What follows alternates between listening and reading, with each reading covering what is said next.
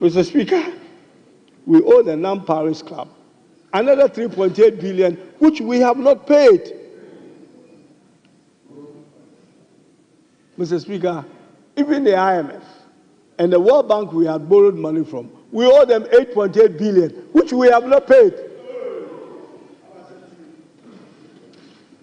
The 13 billion euro bond, which at the 11th hour, the president came here in the State of the Nation address to tell us that they are paying 346 million, is what we have paid out of the 13 billion that we owe the euro bond. You have structured a deal, Speaker, even the IMF and the World Bank we had borrowed money from, we owe them 8.8 billion, which we have not paid. The 13 billion euro bond, which at the 11th hour, the president came here in the State of the Nation address to tell us that they are paying 346 million, is what we have paid out of the 13 billion that we owe the euro bond. You have structured a deal with our creditors to an extent that every year going forward, we will be paying $1 billion every year. That's what you saddled President Mahama with. That's what you saddled the NDC government with.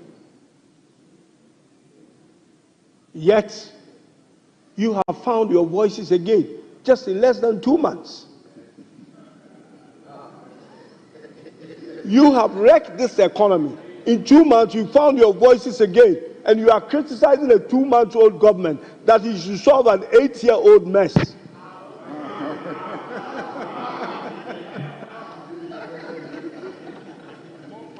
This is unbelievable. You have been a reckless government. You have run this country down totally. And you found your voices all of a sudden. It's not even 6 months. You are talking again. You are talking about taxes again. Yet you've only been away for 2 months. Mr. Speaker. Honourable Member, conclude. This is a serious situation that we are in. And at the moment, we cannot actually go to the capital market. And we shouldn't. When we were in government and we were taking, the first euro bond was taken by President Kufuor, 750 million. Subsequently, 1 billion was taken by the NDC government, I think 3 different tranches.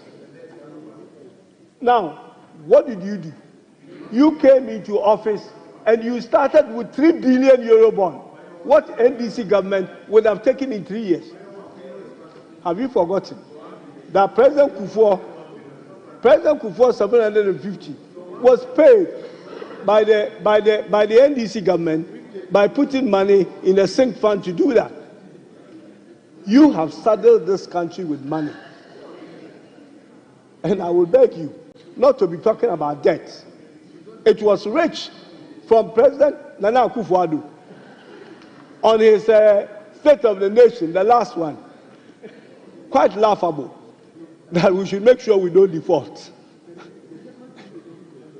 The president who has presided over borrowing, who has unilaterally decided not to pay its debt from 2022, who was not paying any interest, never paid any, was telling us, was telling President Mahama that he should not default. You have found your voices early. And you have to take your time, because you will be in opposition. Ghanaians have not forgotten. You will be in opposition for a very long time. Because what you have done, Ghanaians will not forget you so soon. It doesn't matter how much noise you make. It doesn't matter what you call yourself, a mighty minority. Honourable Deputy Majority Leader, you have 1 more minute. Mr. Speaker, with these few words, I thank you very much. Thank you. Mr. Speaker, I move that this August House adopt. Thanks the President for the State of the Nation address. Mr. Speaker, I thank you very much. Honorable members, the motion to thank His Excellency, the President, on the State of the Nation has been moved. Any seconder?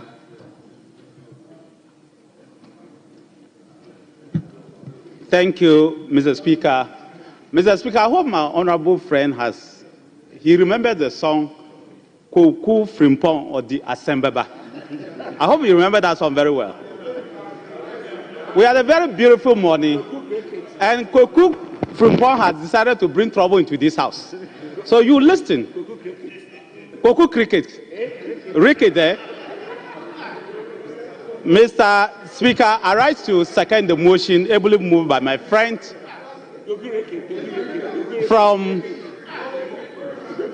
Cape Coast South constituency. I said Koku Ricket.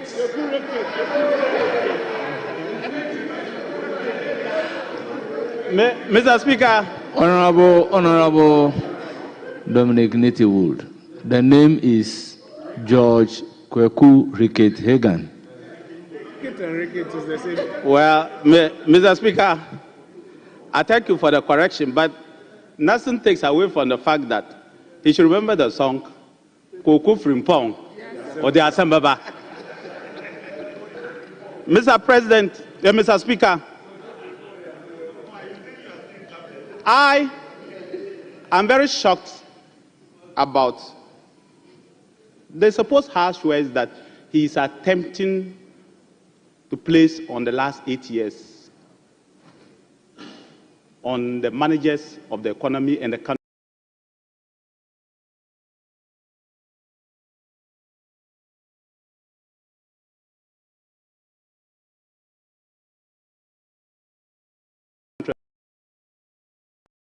Country as a whole.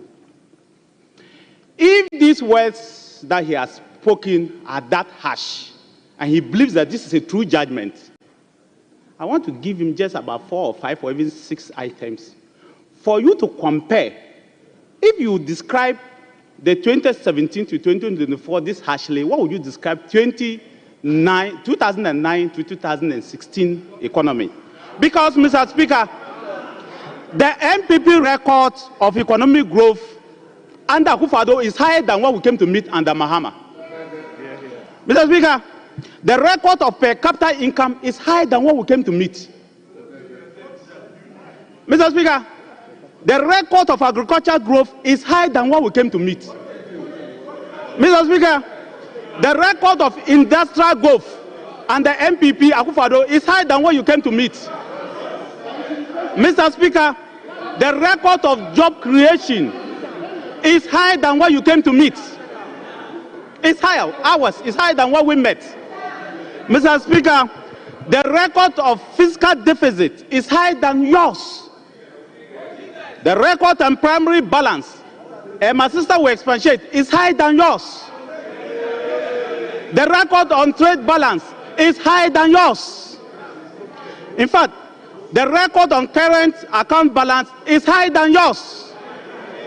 Mr. Speaker, the record of gross international reserves are higher than yours. Mr. Speaker, the MPC record of cumulative exchange rate depreciation is higher than yours. So, Mr. Speaker, when he describes this economy on the terms he has described, what would you describe the John Mahama economy? It's worse than Chaskele. If what you are describing that is so bad, and all the major indicators of the economy is higher than what we came to meet, what would you describe John Mahama? In spite of that, he has become president again. And you think this side we cannot rule? When we compare the indicators, you don't compare.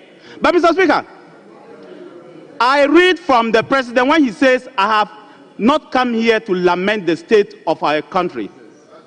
Though there's much to lament, I understand why I was elected with such high voter confidence to solve their problems.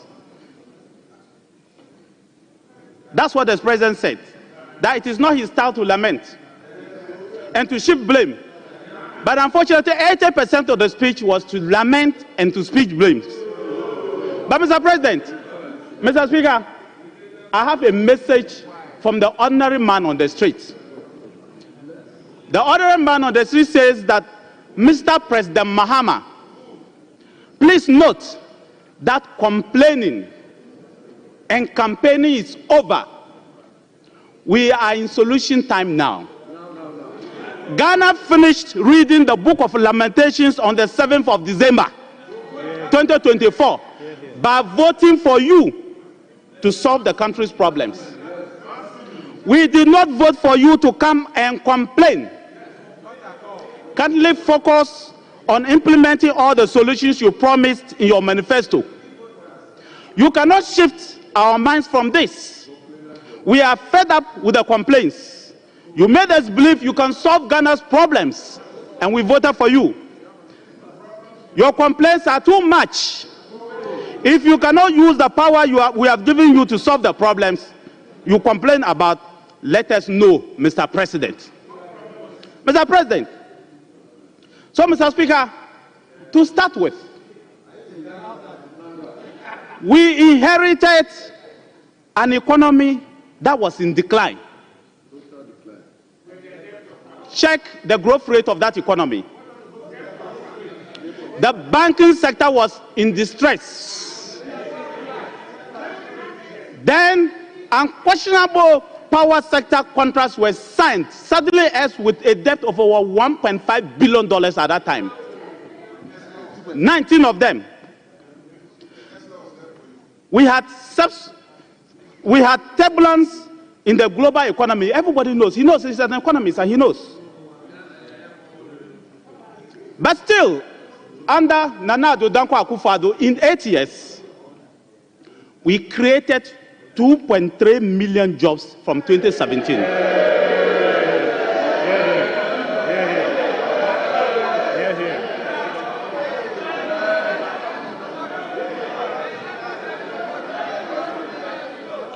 Mr. Speaker, we initiated and oversaw the construction and rehabilitation of more railway than any other government in our history. Mr. Speaker, we constructed more public libraries than any other government since 1992. Mr. Speaker, we constructed more fishing landing sites than any other government since 1992. Mr. Speaker, we constructed 2 major fishing harbors in Elimina and Jamestown. Mr. Speaker, we constructed more sanitation facilities than any other government since 1992. Mr. Speaker, we constructed more sporting facilities than any other government since 1992. Mr. Speaker, we resourced the Ghana Armed Forces, we resourced the Ghana Police, and increased the capacity than any other government since 1992. Mr. Speaker, we abolished your wicked and inhuman 3 months arrears policy for teachers and cleared all those arrears. That is the economy you are describing as bad and wasteful. So, Speaker, we increased expenditure on the National Health Insurance Scheme from 1.1 billion in 2016 to 6.8 billion in 2024. Mr. Speaker, we introduced the largest medical drone service in the world, so efficiently done.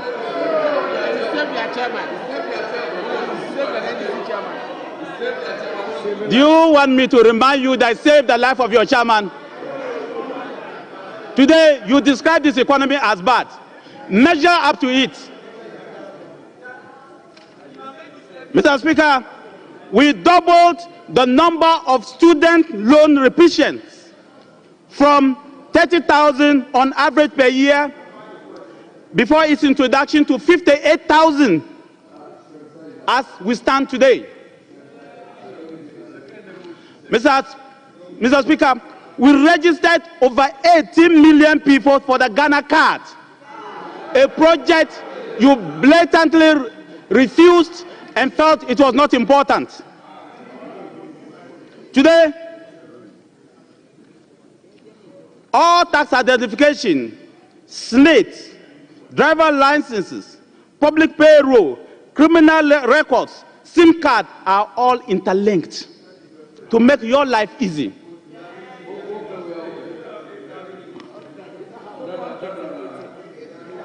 Mr. Speaker, we substantially increased and augmented the strength of all security services across, from the armed forces to the police service, to Ghana Immigration Service, to the prison service, to the fire service, to NADMO, to ambulance service, all of them. We increased their numbers and resourced them. That is what you are meeting. That is why we confidently say that you inherited a very peaceful country, second in only in Africa. That is what you inherited. Mr. Speaker, we made investments in all the security services across the whole country. We introduced, through the Zongo Development Fund, and constructed infrastructure across all Zongo communities, including yours.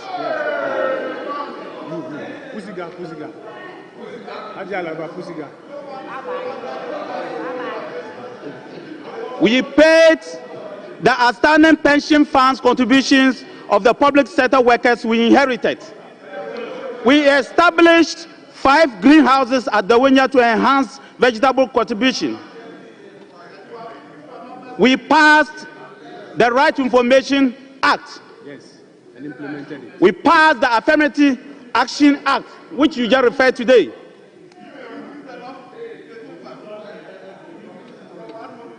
Mr. Speaker, we completed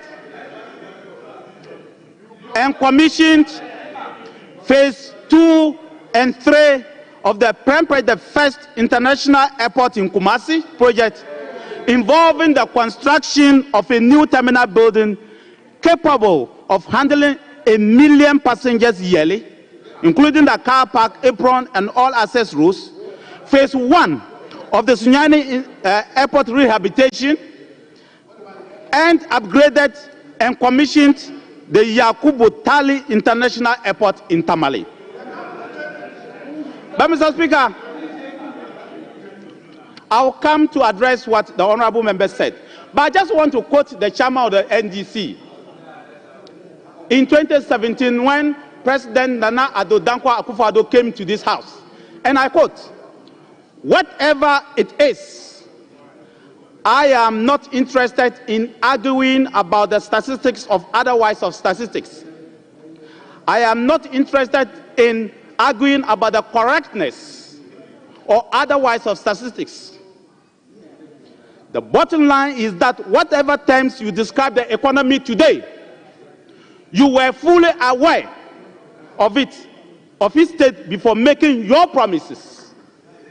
So I will not use the statistics to form the basis of justifying. And so I hope he, in this case President Mahama, will not use the statistics to form the basis of justifying when or why he will not be able to implement the promises you promised. We are going to hold you responsible." That is the chairman of the NDC. But Mr. Chairman, Mr. Speaker, 3 things before I sit.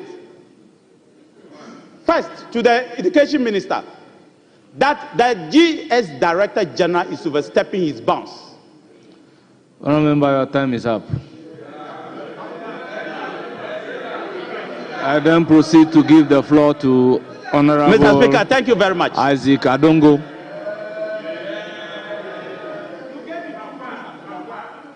Honourable Isaac Adongo. The time is 15 minutes past 3. You have 15 minutes. Please, the floor is yours.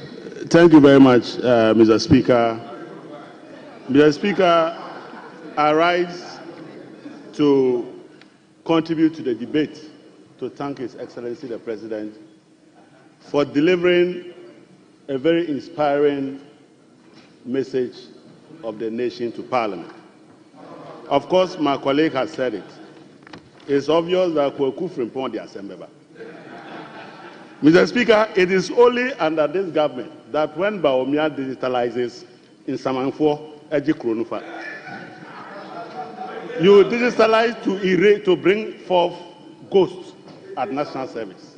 That is what your digitalization is about. Mr. Speaker, Baomia Bako in Samanfo Bebre. Mr. Speaker, to it, 1,000 ghosts. Mr. Speaker, we live in a country where after 8 years, some people cannot show us a completed, functioning hospital. All they have are uncompleted projects and at various stages of completion. We have been hearing various stages of completions till 2017. When are you going to complete them? Of course, Baomia Bako uncompleted projects, baby. But Mr. Speaker, when you leave an economy that is struggling to pay its debt, you want us to invite you to a banquet? An economy where your debt strategy was to borrow recklessly, default in payment, and declare bankruptcy. Do you want the president to come smiling when he's delivering this gloomy picture that you have given him? If that amounts to lamentation, then so be it, because you left him an economy that can only be lamented upon. But Mr. Speaker, when you have an economy where ab initio from day one, everywhere you turn are debts, you take an economy which already has been restructured, and you need to find 280 billion Ghana cedis from day one. Of course, you can only lament. You cannot be praising and be singing tunes. But Mr. Speaker, when you inherit an economy where every week, you have to borrow and pay a debt of 6.5 billion a week, certainly that is not the type of economy you expect the president to come and be clapping hands for. But Mr. Speaker, when you inherit an economy where ECG, after all the tariff increases, where people buy even credit, and they get home and they are afraid to slot their card, because immediately you put the card in the current, you want the president to come here and clap for you for that type of economy. And on top of that, you are still owing 68 billion Ghana cedis. Are you not scared that you left this type of economy for His Excellency? If His Excellency appears at a time when Cocoa Board is owing 3.25 billion, 32.5 billion, and already has commitments of about 21 billion, cumulatively 55 billion is what you left for him. This is not a tea-making party. And you want him to come here and be clapping for you. And when he tells the people of Ghana, this is the economy you have left, you said that is lamentation. Mr. Speaker, Baomia Bako, baby. If you pass through ECG, there is debt. Cocoa Board, debt. Government of Ghana, the Treasury in the Ministry of Finance. In fact, I think Atufosi may have to convert that ministry into a debt-paying ministry. Because every day, whether he has job to do or not, every Thursday, he must go to the Bank of Ghana and auction to be able to raise money to refinance your mess. And you are here holding press conferences for creating the mess that he's trying to clean for you. I heard my good friend at the back that was saying that it is scary. You have given us a caricature of an economy. What to fear in our economy is the type of picture you have created for us. And when His Excellency says that, you say that is lamentation. Mr. Speaker, they gave us a lamentable economy, and that is the only state of the nation that His Excellency can speak to. But, Mr. Speaker, when you have a group of people who have been so reckless to the point of finding it difficult to understand, and when you decide to put a stop to their recklessness, they call you a terminator. Mr. Speaker, unfortunately for them, the man who inherited their mess is a ruthless terminator. Mr. Speaker, John Mahama is a terminator of ghosts at NSA. Mr. Speaker, His Excellency John Mahama came to terminate your mess just here, the 58 million hole that you left for him. Mr. Speaker, His Excellency came to terminate corruption.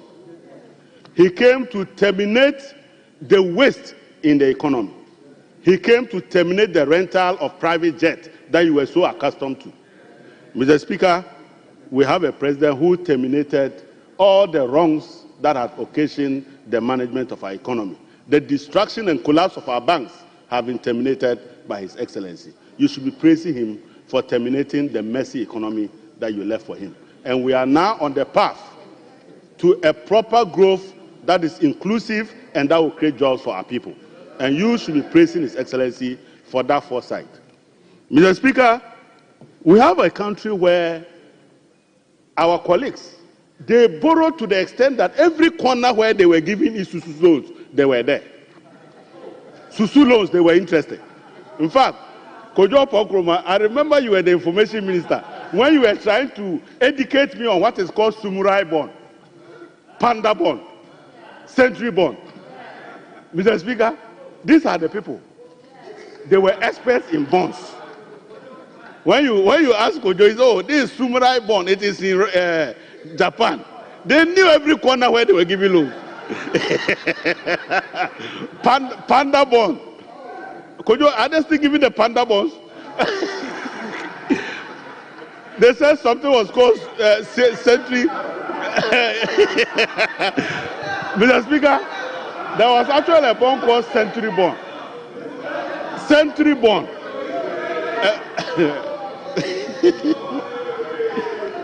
Mr. Speaker, Baomia Bako bonds baby. But what is even painful is that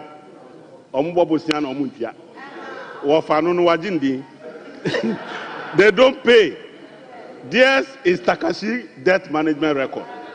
Borrow recklessly, default in payment, issue to whom it may concern, and declare bankruptcy. And the descendants of this type of government are here holding press conferences. Holding press conferences. I have seen my leader is here. You should lead your team to a Futu to find a river where they will wash off their sins before they come back here. There was a musician who said, Muma me supporting seminar namin jam who fin with them. There are the people there. A Futu, I'm sure you have a seat there. Take them there and go and wash your sins. Because what you did is not acceptable anywhere in the world. Mr. Speaker, His Excellency John Dramani Mahama is the savior of our economy. Mr. Speaker, His Excellency John Dramani Mahama has brought the good news. The 24-hour economy is coming. Mr. Speaker, agric mechanization centers are coming to create proper agricultural production for our economy. Mr. Speaker, women are jubilating because we are bringing the Women's Development Bank to provide tailored credit to our women. Mr. Speaker, our Zongo women are waiting for the Soyoya Fund to provide credit to our women in the Zongo communities. We are not going to set up a Zongo Development Fund or a Zongo Development Ministry, but will have better impact in the Zongo communities than you have been able to think about. Mr. Speaker, our youth are unemployed, and we are very clear what we want to do. We are in a generation of technology, and we want to bring the 1 million coders program, where our children are going to be taught to develop a career in ICT. The artificial intelligence that is passing us by will be arresting them and bringing it to our youth here. Machine learning will be part of our work, and data coding will be one of our things that we'll be doing in our country. Don't forget that we built the data center. We built the digital center. And we are going to do business process outsourcing to recruit over 1,000 of our youth into ICT, in addition to the coding program. Mr. Speaker, for your information, today, your Minister for Transport is in Rwanda, learning best practices to come and formalize Okada transport to help you manage your traffic. That is the government that we are working on. And you need to understand that your mess, it is because of Okada, Ghanaians showed you the way and gave you a deficit of 1.7 million votes. You have still not learned your lessons. You have still not learned your lessons. But Mr. Speaker, there is only one group of people who are capable of turning this country around. We are the descendants of His Excellency Jerry John Rawlings. We are the only group of people who has managed the most difficult economic era in the history of our country.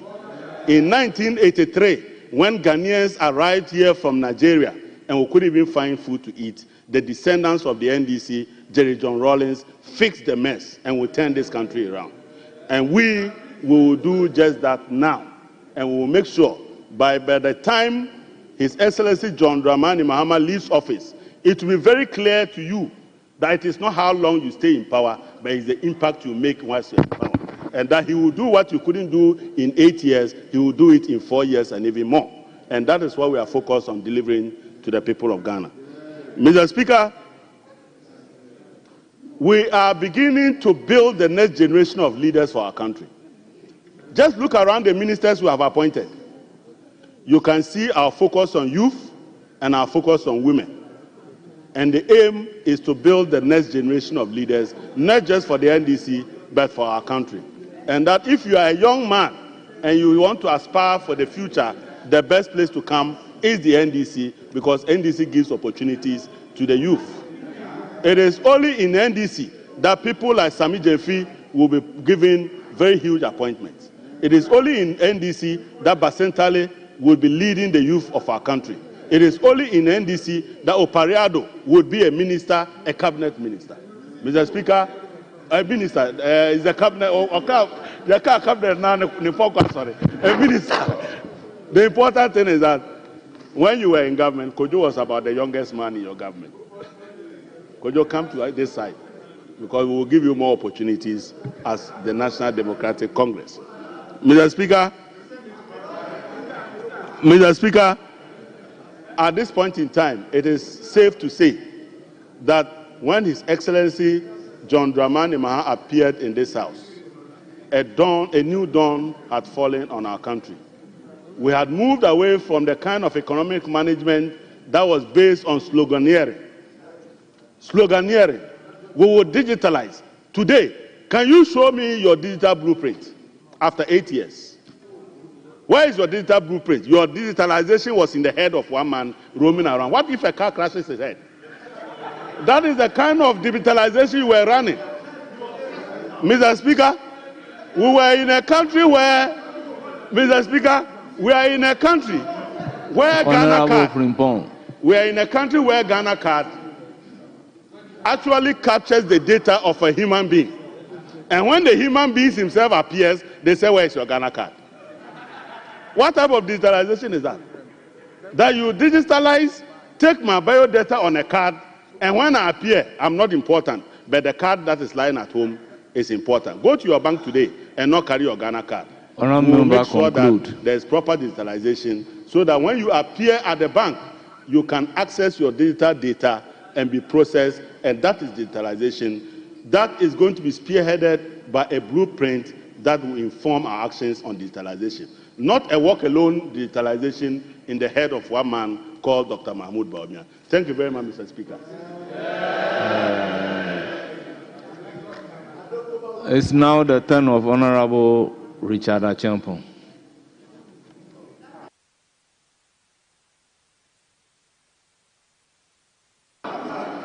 Honorable Richard Acheampong, you have the floor. This debate. What is going on? What is going on here? What is going on here? What is going on here? No. What is going on here? We will not allow this. What is going on here? What is going on in this chamber? What is going on in this chamber? No. What is going on in this chamber? What is going on in this chamber? That's all right. It will not happen. What's going on in this chamber? Why? Why? What's happening in this chamber? What is going on in this chamber? What is going on in this chamber? What is going on in this chamber? Osofo, Jatro. Honorable members, order. What is going on in this chamber? What is going on in this chamber? What is going on in this chamber? Why? Yes, I'm aware my mic is on. What's going on in this chamber? What is going on in this chamber? Why? Why? What kind of democracy? No, it has never happened in the history of Ghana's politics. Why? What is going on? What is going on? What is going on? What's going on? What's going on in this chamber? What is going on?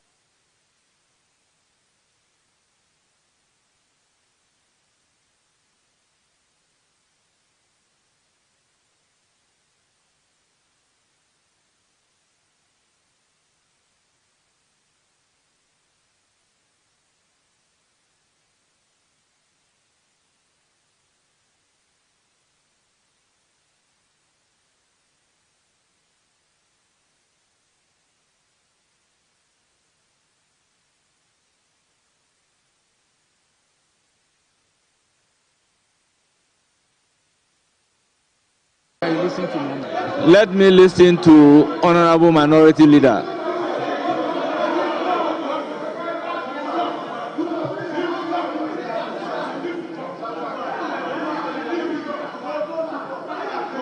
Honorable Minority Leader, you have the floor.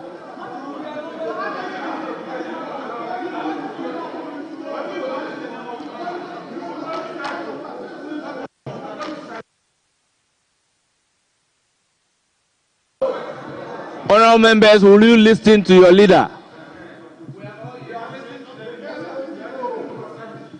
Mr. Speaker,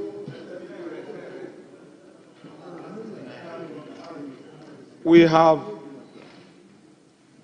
practices and conventions of this House. We've all observed these practices and conventions since 1997. Mr. Speaker, never has this House ever resorted to situations where in debates we go by numerical strength. It has never happened before.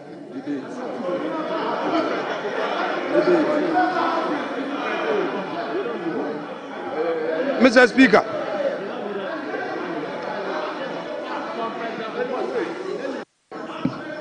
Honorable members, order. You should have the courtesy to listen to your leader.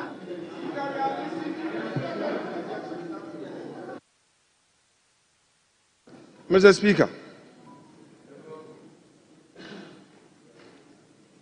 in 2001, the MPP was in majority. The opportunity was equally given in debates. In 2004 again, the MPP was in majority.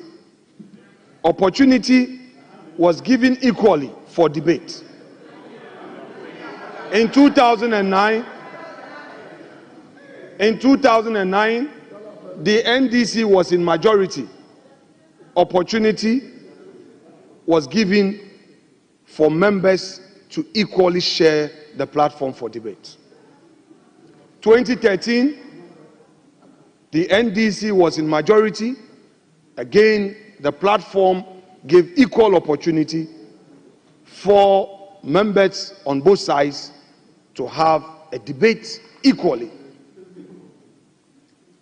2017, the MPP had overwhelming majority of 169, the first in our history. Mr. Speaker, In this, there was nothing like the NDC being given less opportunity to speak. Mr. Speaker, at all material times, in 2017 all the way to 2021, time allotted, if members were given 10 minutes, the 10 minutes was for both sides. 15 minutes for ranking and chairs was observed. Leaders had their 30 minutes and 40 minutes, and it was done for both sides. Again, when it came to how the debates had to be shared, if the NDC minority had 5, the MPP majority equally had 5. Mr. Speaker, it must be emphasized that even in travels, when it came to delegations, there was nothing like the majority having more. Mr. Speaker, it never happened. Travels, can I finish? When I'm done, Honorable, when I'm done, you have the opportunity to also have your bite. So listen. Mr. Speaker, in opposition, I recall... Honorable Minority Leader, this is a house of record. Can I finish my submissions? No, I just want to clarify the issue with you. Let me finish my submission, most respectfully. As a house of record, are you saying as a fact that in travel, the proportions are not applied? Mr. Speaker, I am making my submission. Let me finish. Mr. Speaker, let me finish. Mr. Speaker, the majority leader will have an opportunity to come and make his submissions. May I finish? Mr. Speaker, I had an opportunity. May I use myself as an example? Fact that I know. Mr. Speaker, I had an opportunity to travel with Honorable... Well, Honorable Minority Leader, let me recognize Majority Leader. That's fine. Please recognize him. Mr. Speaker, he made a statement claiming that travels were equally distributed, which is not the case. You are trying to draw his attention so that he will correct that, and he's refusing to correct that. Mr. Speaker, this shouldn't be the way that we go about business in this house. The records are capturing that, which is not true. It is not true. It depends. If, let's say that there's a travel in which you are sending 2 people, there you may say, okay, 1 person from minority, 1 person from majority, in which case you may say it is equal. But where you have a delegation of 5, it has never been the case that we will share equally. So, Mr. Speaker, at least correct that fact and continue making your point. Please, let's develop that culture where when the speaker is drawing your attention to what appears to be an inaccurate statement, deal with it. Honorable members, as speakers, we do not take part in the debate, but sometimes we provide some guidance. So there is nothing wrong in doing your contribution. Your attention is drawn to something. The speaker is not taking part in the debate by drawing your attention to that particular fact. It happens in every democracy. So, Minority Leader, you have the floor.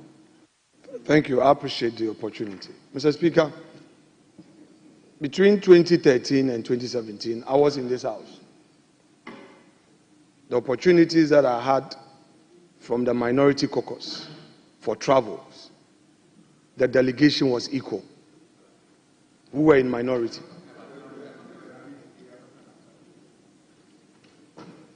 When we came into the majority, 2017 to 2021,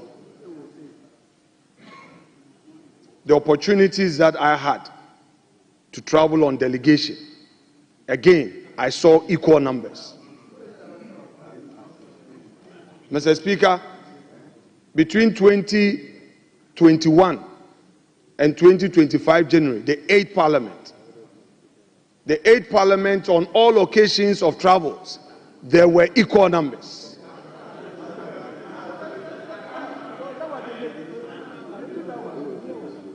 Mr. Speaker,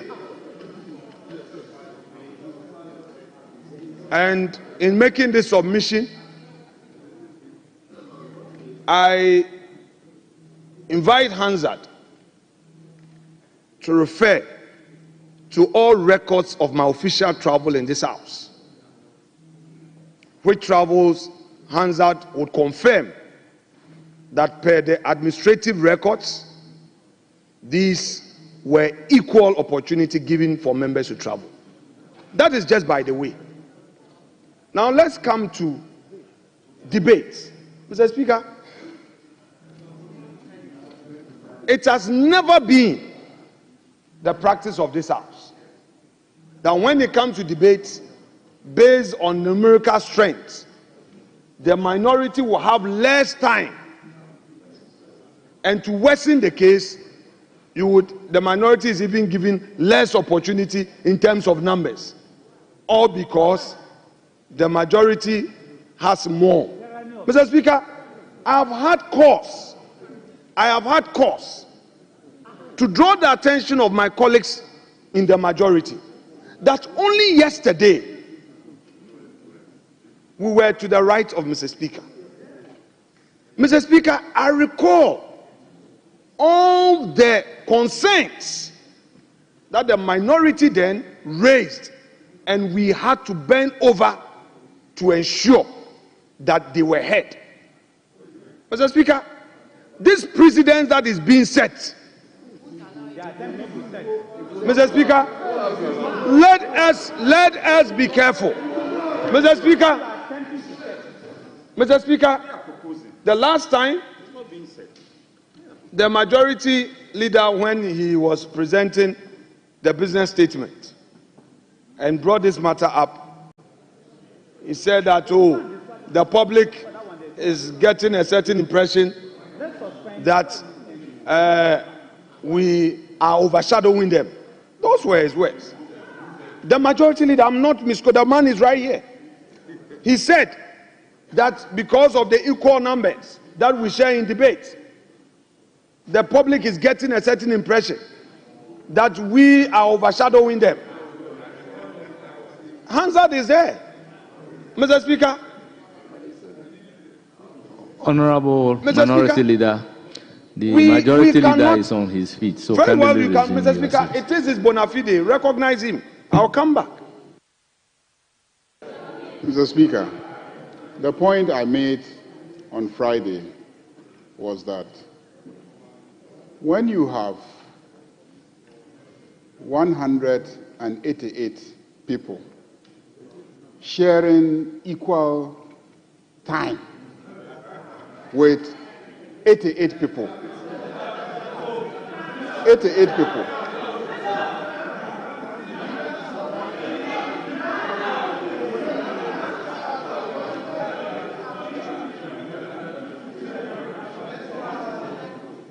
I said, when you have 188 people sharing allocated time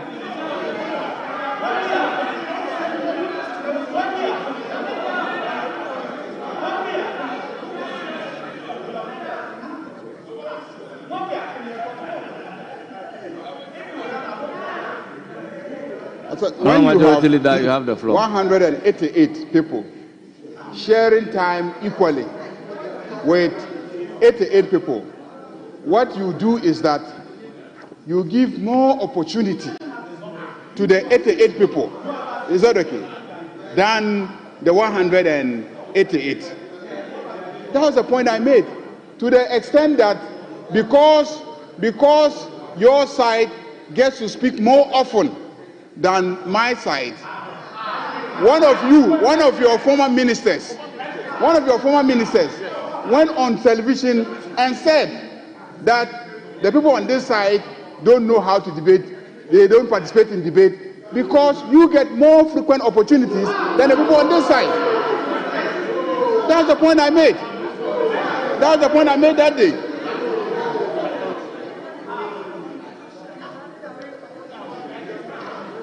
Yes, you have the floor.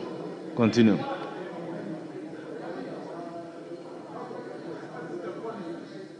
Mr. Speaker, just before I continue with my submissions, the records of this House have it that the MPP minority has 88, the NDC has 183, the 4 independent members wrote to inform Speaker that they were going to join the NDC.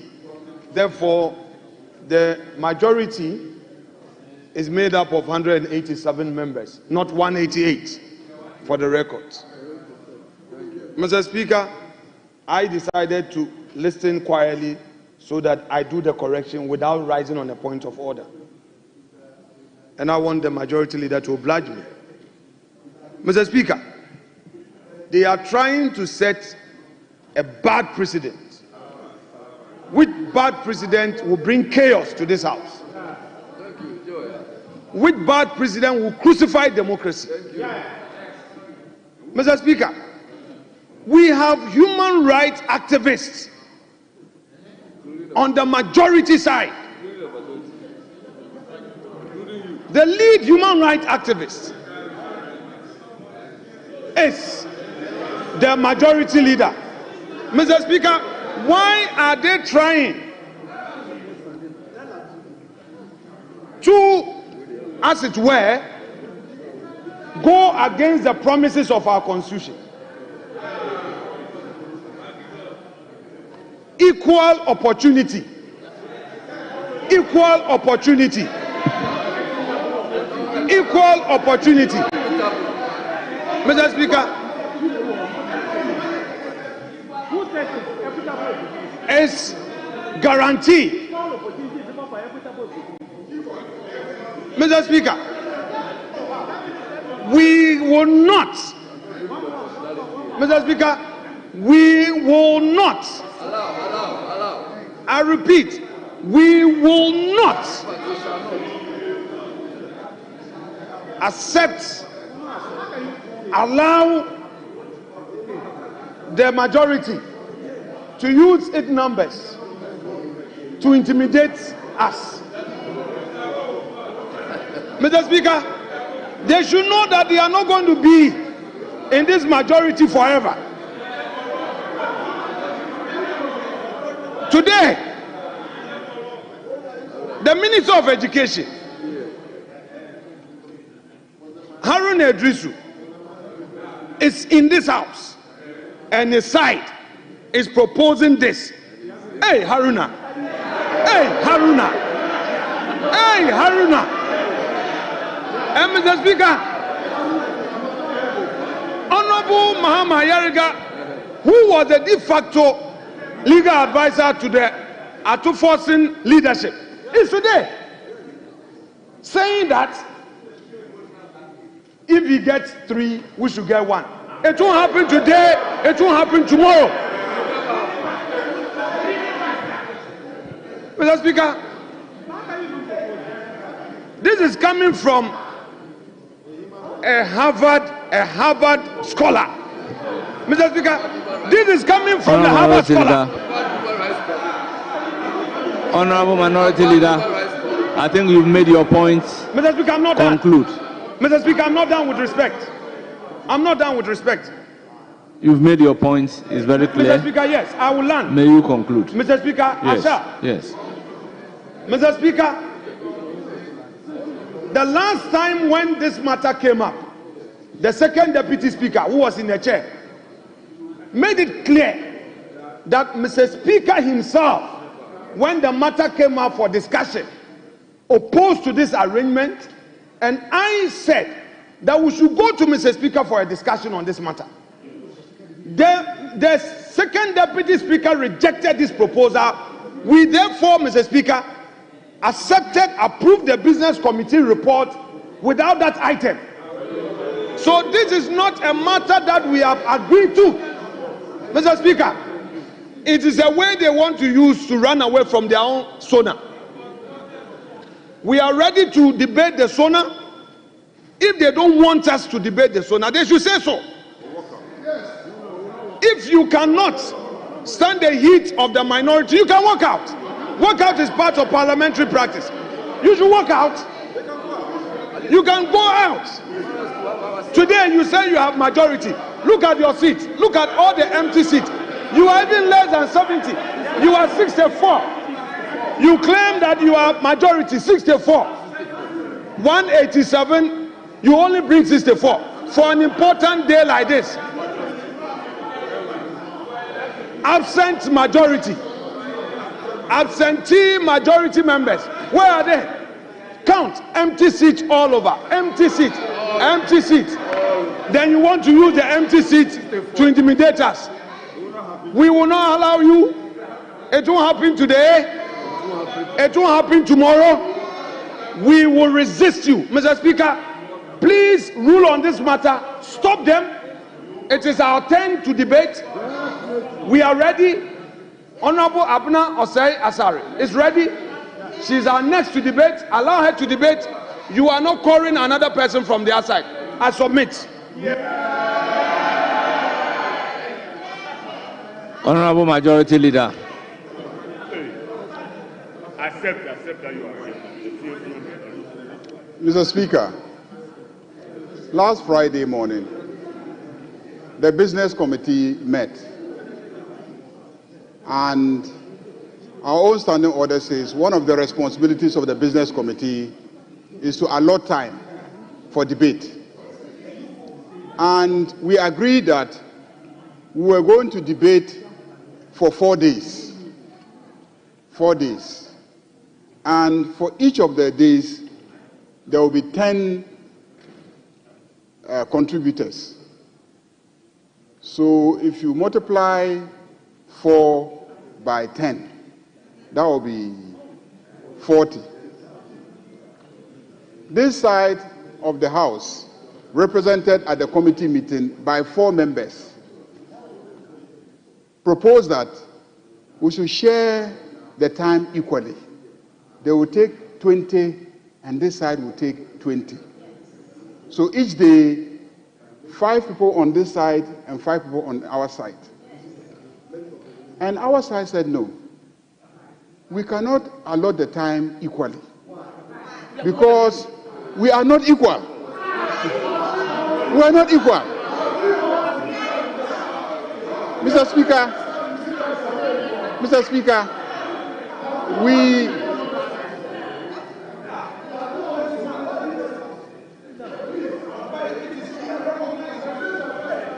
Majority Leader, continue. Majority Leader, continue.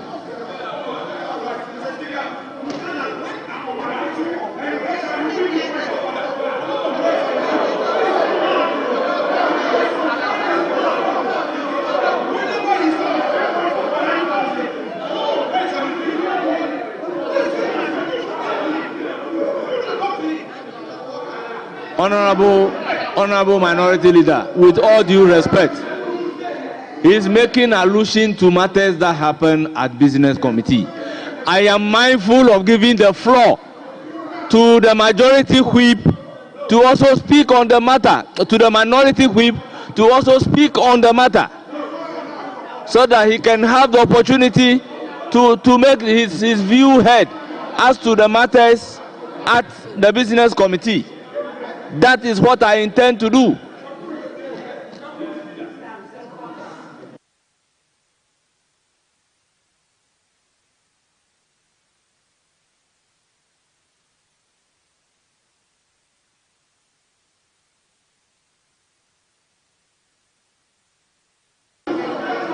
Honorable Minority Leader, you see, Honorable Minority Leader, the practice, the convention is very clear that at any point in time, I will recognize the Majority Leader and the Minority Leader against each other on a point of order. But to recognize another person against the Minority Leader and the Majority Leader on the point of order, that is not the way we should go. That's not the way we should go. You know the time-tested practice. So what do you want us to do otherwise?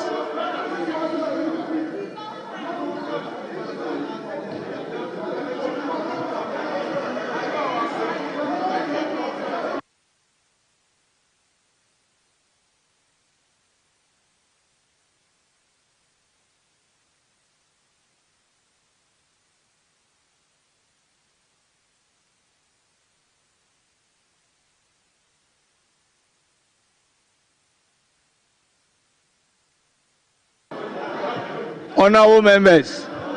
Honorable members. Order. You see, if it were to be the minority leader who is up on a point of order against the majority leader, I would have recognized him.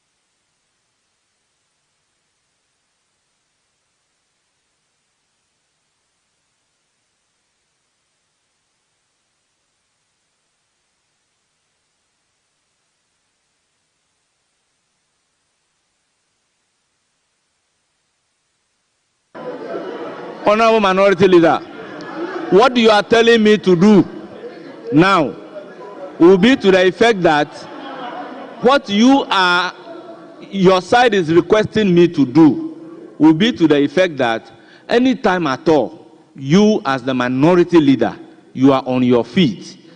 I can recognize any other member on a point of order.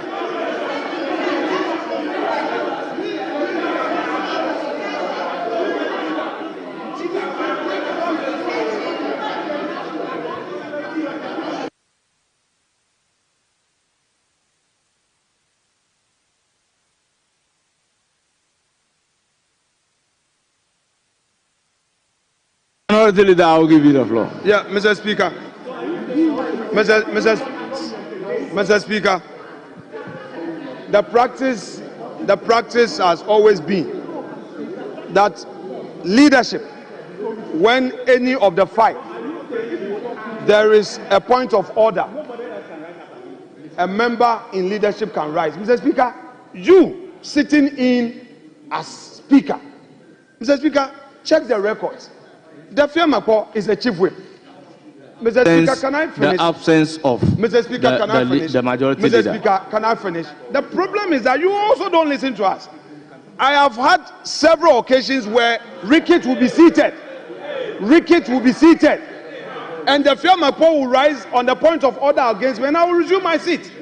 It is the chief whip of the minority who got up on his feet to raise a point of order.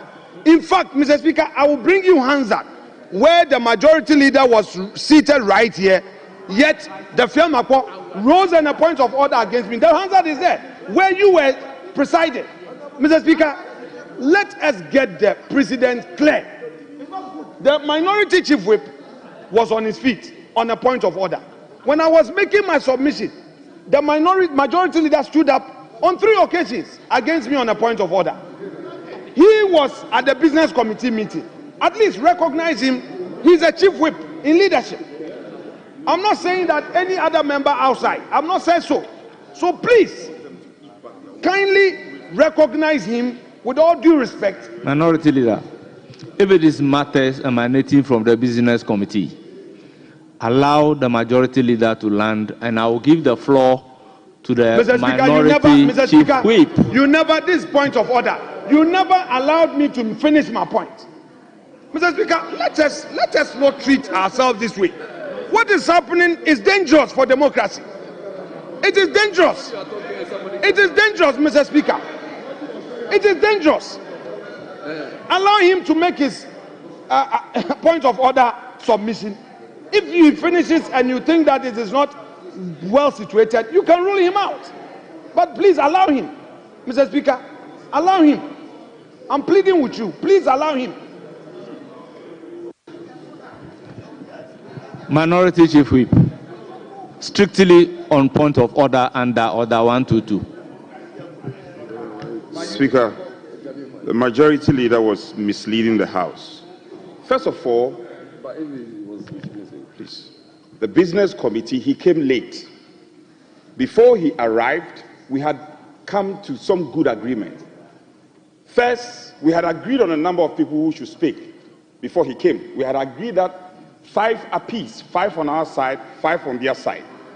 We had also agreed that committee chairs, ranking members, and deputies will be allocated 15 minutes. Other members in leadership will be allocated 20 minutes. Then other members will be allocated 10 minutes. That was it. That was the agreement. The 5-5 was agreed. This morning, Speaker, at conclave, I gave you the list. Exactly. If they had contrary view, they should have raised it at conclave. Exactly. What is this? Why are we picking and choosing? So he shouldn't mislead the House. And next time, he should come early enough. If he has very good suggestions to make at the Business Committee, he should come to the meeting on time. He came late. And when he came, the decision has been taken already. Honorable Minority Chief Whip,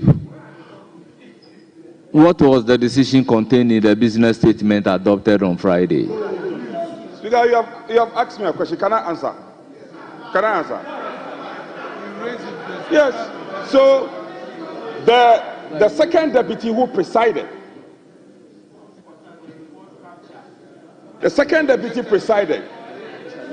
we debated on same matter, and the second deputy said that the matter on the number of people who speak on each side, the convention and practice should be sustained. That was a ruling. That was a ruling. And he said, as far as it's concerned, one here, one there. That was it. That was the ruling. That was it. That was the decision. Because you can refer to the Hansard. That was the decision. Majority Leader, you have the floor. Mr. Speaker, the work that we do in this House requires the highest level of integrity. The Speaker himself today severally reiterated the importance of integrity.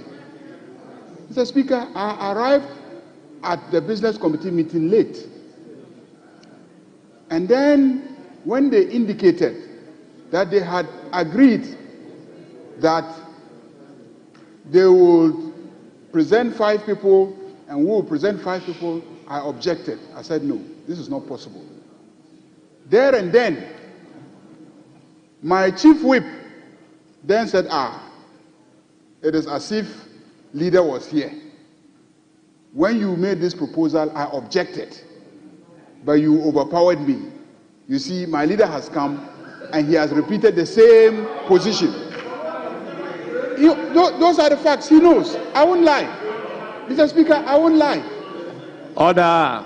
So apparently it had been raised by the chief whip on this side, but they concluded that it will be 5. I said no.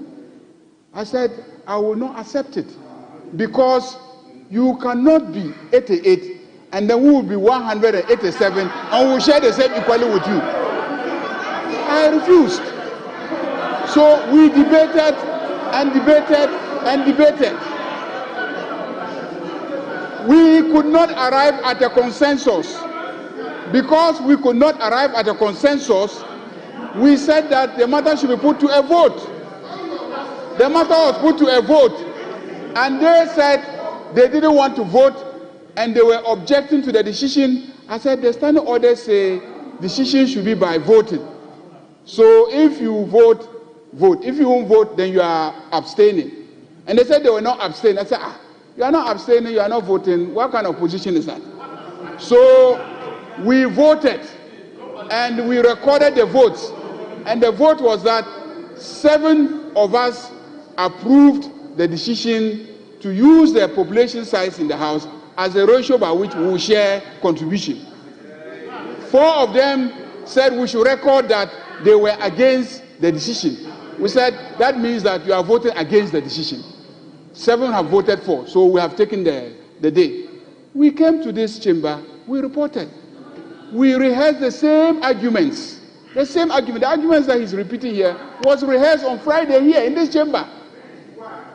And we said, look, the rules are that Business Committee should program debate, allot time, and we have met and we have allotted the time.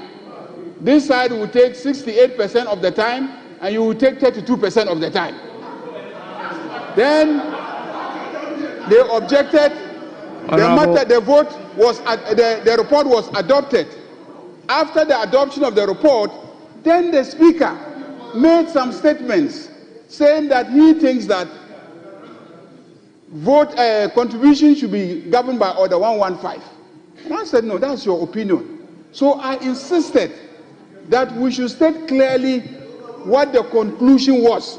Then he said that the conclusion of the House was that it had adopted the report of the business committee. Is that okay? At the report of the business committee. But he, the speaker, had expressed his view on the matter. He said it was just his view. Everybody was here. He said it was just his view. But that the report is what has been adopted, and the report says that this side should enjoy 68% of the time, and this side should enjoy 32% of the time. That was the conclusion. Mr. Speaker, we will go by the conclusions of the business committee as adopted. If you will not participate in the debate, you can leave. You can leave. We will debate. We will debate. We are going to debate. We will debate. We are going to debate. And this is going to be the order of business going forward. Mr. Speaker, he spent about 30 minutes trying to justify his position. Our side. Honourable members. Our position. You are on point of order. Well, Honourable Habib. Thank you, Mr. Speaker. Mr. Speaker, the majority leader is misleading the House. He's misleading the House in a sense that when he presented the business statement, I was the first to be on my feet. And I raised the issue with regards to precedents of this House. And I also draw the Speaker's attention to Order 115. I drew the attention of the Speaker to that. And Mr. Speaker, if you check the business statement then, based on the narration he was given, at the conclusion part on that subject matter of proportion in terms of debate, concluded, and if I can paraphrase, saying that the minority, however, disagreed, and it was now for the consideration of the House. Mr. Speaker, you know when matters from committee are referred back to the chamber for consideration and the procedure as such. So I invited the Speaker for us to expunge that from the record, because even as at then, we did not even have a decision quorum to take that decision on consideration of that from the committee. Then the majority leader was now on his feet, trying to say that he's going to amend the report by just standing for the fact that I raised the matter of unavailability of decision quorum. So, Mr. Speaker, it is not true that we approve the business statement to confirm that we should speak on. So, do you mean to say a decision quorum to have a business statement adopted? No, at the business statement, if I don't have a copy now. Business committee report. The business committee report, I don't have a copy. But on that particular matter, they concluded. No, the point that I want a clarification from you. Are you saying we need the number for making a decision under Article 104 to be able to adopt the business statement? Mr. Speaker, that part, not the entire business statement, that part, ordinary business statement, when it comes, it's in a particular form, but that decision, the clerk or what was presented in the report was to the effect that the minority, however, disagree, and it is now for the consideration of the House. It was written on the report. After his attention was, so it is not true that we agree on that percentage. What we agree in approving that business statement was that one will speak here, one will speak here, and that was the decision, and nothing less than that. Honorable Deputy Whip, how is a decision taken at a business committee or any committee? Is it by a majority or consensus? Mr. Speaker, in many a time, business committee reports are by consensus. In this particular matter, it was specified in the report that it was for the consideration of the House. There was no consensus. And we did not take such decision. And the decision we took was to the effect that one here, and nothing less, nothing more. And that is what we stand by. Honourable Majority Leader, Mr. you may Speaker, conclude on the issues. Honorable Habib was not even at the business committee meeting. He wasn't at the business committee meeting. He wasn't at the business committee meeting. Mr. Speaker, Standing Order 284, which governs voting at committee. And let me read it. It says that a decision at committee shall ordinarily be by consensus. Then 2 says that where a committee is unable to reach consensus, the decision shall be by majority vote of the members present, either by voice vote or by head count. So we argued and argued about this arrangement, voting arrangement, debate arrangement, and we couldn't reach consensus. I cited this standing order and said, since we cannot reach a consensus, we'll have to vote. And then we voted, and we were 7 on the majority side, and they were 4. And they said their heads would not be counted, I remember. And I went around holding their head, saying that, oh, since your head doesn't want to be counted, we joked about it at the committee meeting. And then when we finished, for the avoidance of doubt, I insisted at the meeting that the clerk should state clearly what she's going to record at the meeting. And she repeated the conclusion and said that 7 voted for and 4 said we should record that they were against. So I said, make sure that that is what is captured in the report. When the report came here, then there was an insertion that 7 voted for, and then 4 said they were against, and that the matter is being referred to plenary to decide. That was what was contained in the report. So he drew my attention to that aspect of the report. Subsequently, I followed up with the clerk and asked, why did you put that? The clerk said, oh, but everything that is discussed is subject to plenary adoption. The entire report has to be adopted. So you have voted, 7 of you have voted for this arrangement, 4 are against, but whatever it is that you have done here has to be accepted by plenary. So plenary is the final arbiter of the matter. That's the explanation that the clerk gave me. Jethro is here, the clerk. So later on, I said, no problem. So here, we had the debate. They raised the issue of Order 115. The Speaker intervened. He expressed his opinion. We told the Speaker that the business statement is what is going to be adopted. And what is contained in the business statement is what the House has adopted to guide business next week, to govern the debate. And so this is how we concluded. And when the Speaker, after expressed his views, I still said, Speaker, I want the record to be clear on what the decision of today is. You remember? And I repeated it 3 times. 3 times, Mr. Speaker. The journalists are all here. The record is there. Please, let's have integrity. It is there. The clerks were sitting here. And I insisted 3 times that I wanted clarity so that a day like this doesn't come. And he was clear that what is contained in the report and adopted by the House is what will govern the House. But he, as Speaker, thinks that Order 115 will govern.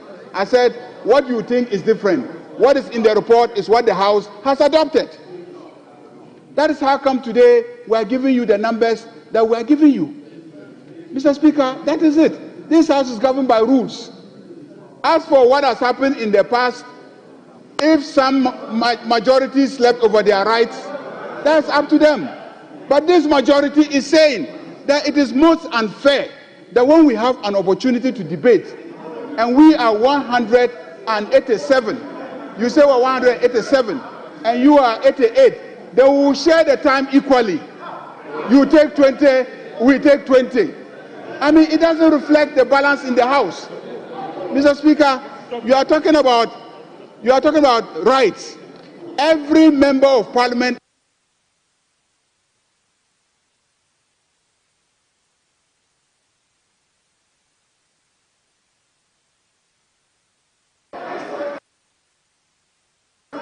Your microphone. If we accept the arrangement, it means that you get 2 opportunities and the people here get 1 opportunity. That's the arrangement that we have. You get 2 opportunities and the people here get 1 opportunity. And I'm saying that's not fair. That's not equitable. That's not fair. You are talking about human rights. You are violating the rights of the majority by this kind of arrangement. That's why we concluded. And what we concluded on a business statement, business committee, and was adopted here is what will govern the debate. Mr. Speaker, it won't change. 2 on this side, 1 on the other side. Honourable members, I think we have debated this matter for far too long. My view is that there is no issue that cannot be resolved by our own standing orders. We have to build a consensus. And in the absence of a consensus, then we can take a decision by way of voting on the matter. Honourable members, order.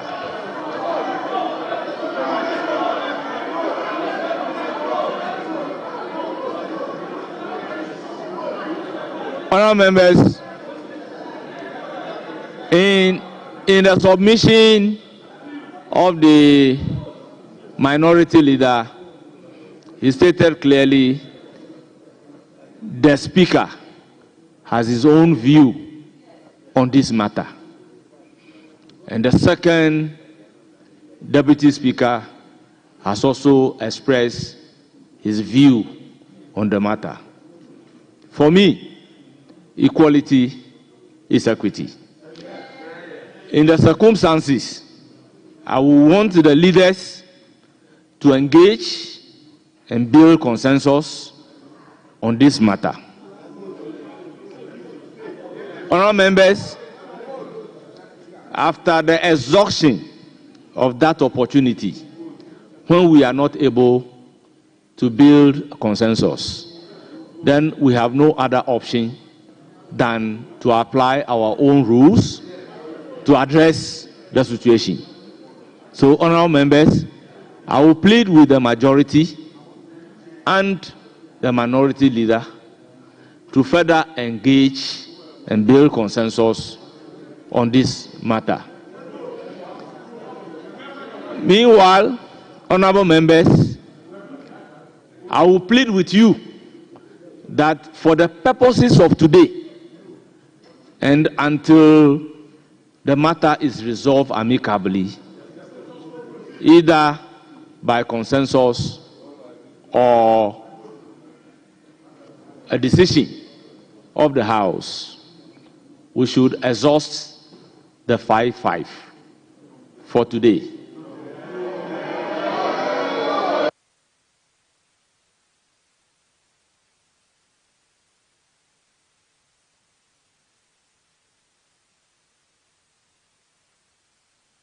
As Honourable Majority Leader.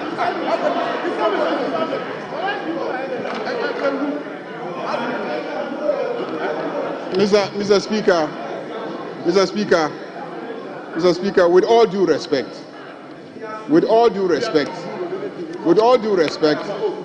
if you ask us to go and engage, the least you can do is to abide by the decision of the House last week. That's the least you can do. That's the least you can do. But you cannot rule in their favor and say that we should go and then engage. No, Mr. Speaker, we will not accept that. The House adopted a position last week, and it is that position that has to prevail. The House adopted a position last week.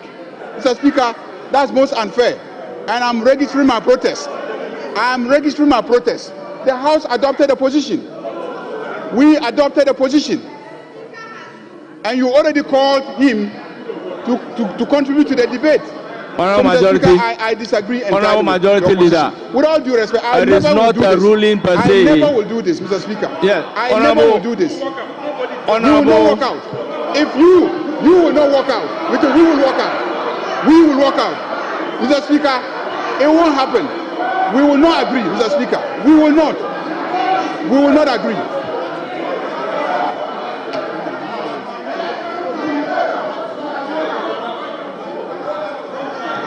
Honourable members, honourable members, order. Honourable members, order. Honourable members, resume your seats. Honourable members, I express my view and indicated clearly that the two leaders should engage. And in the absence of reaching consensus, then we'll come to the House and apply the rules. But if my view is not acceptable in the circumstances, I will want to have the House suspended. The House is accordingly suspended for 30 minutes.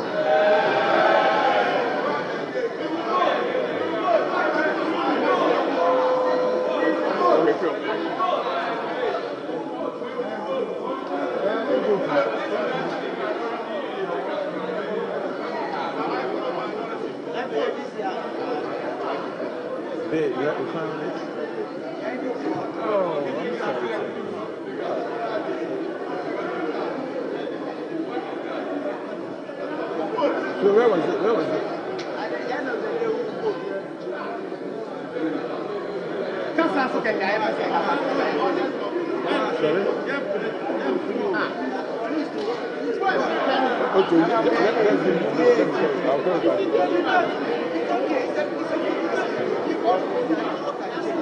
Advised by the president, you have president here. You don't want to abide by the president.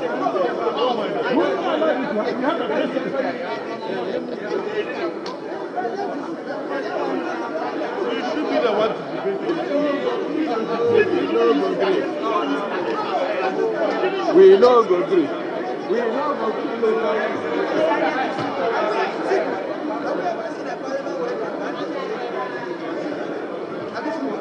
Your president has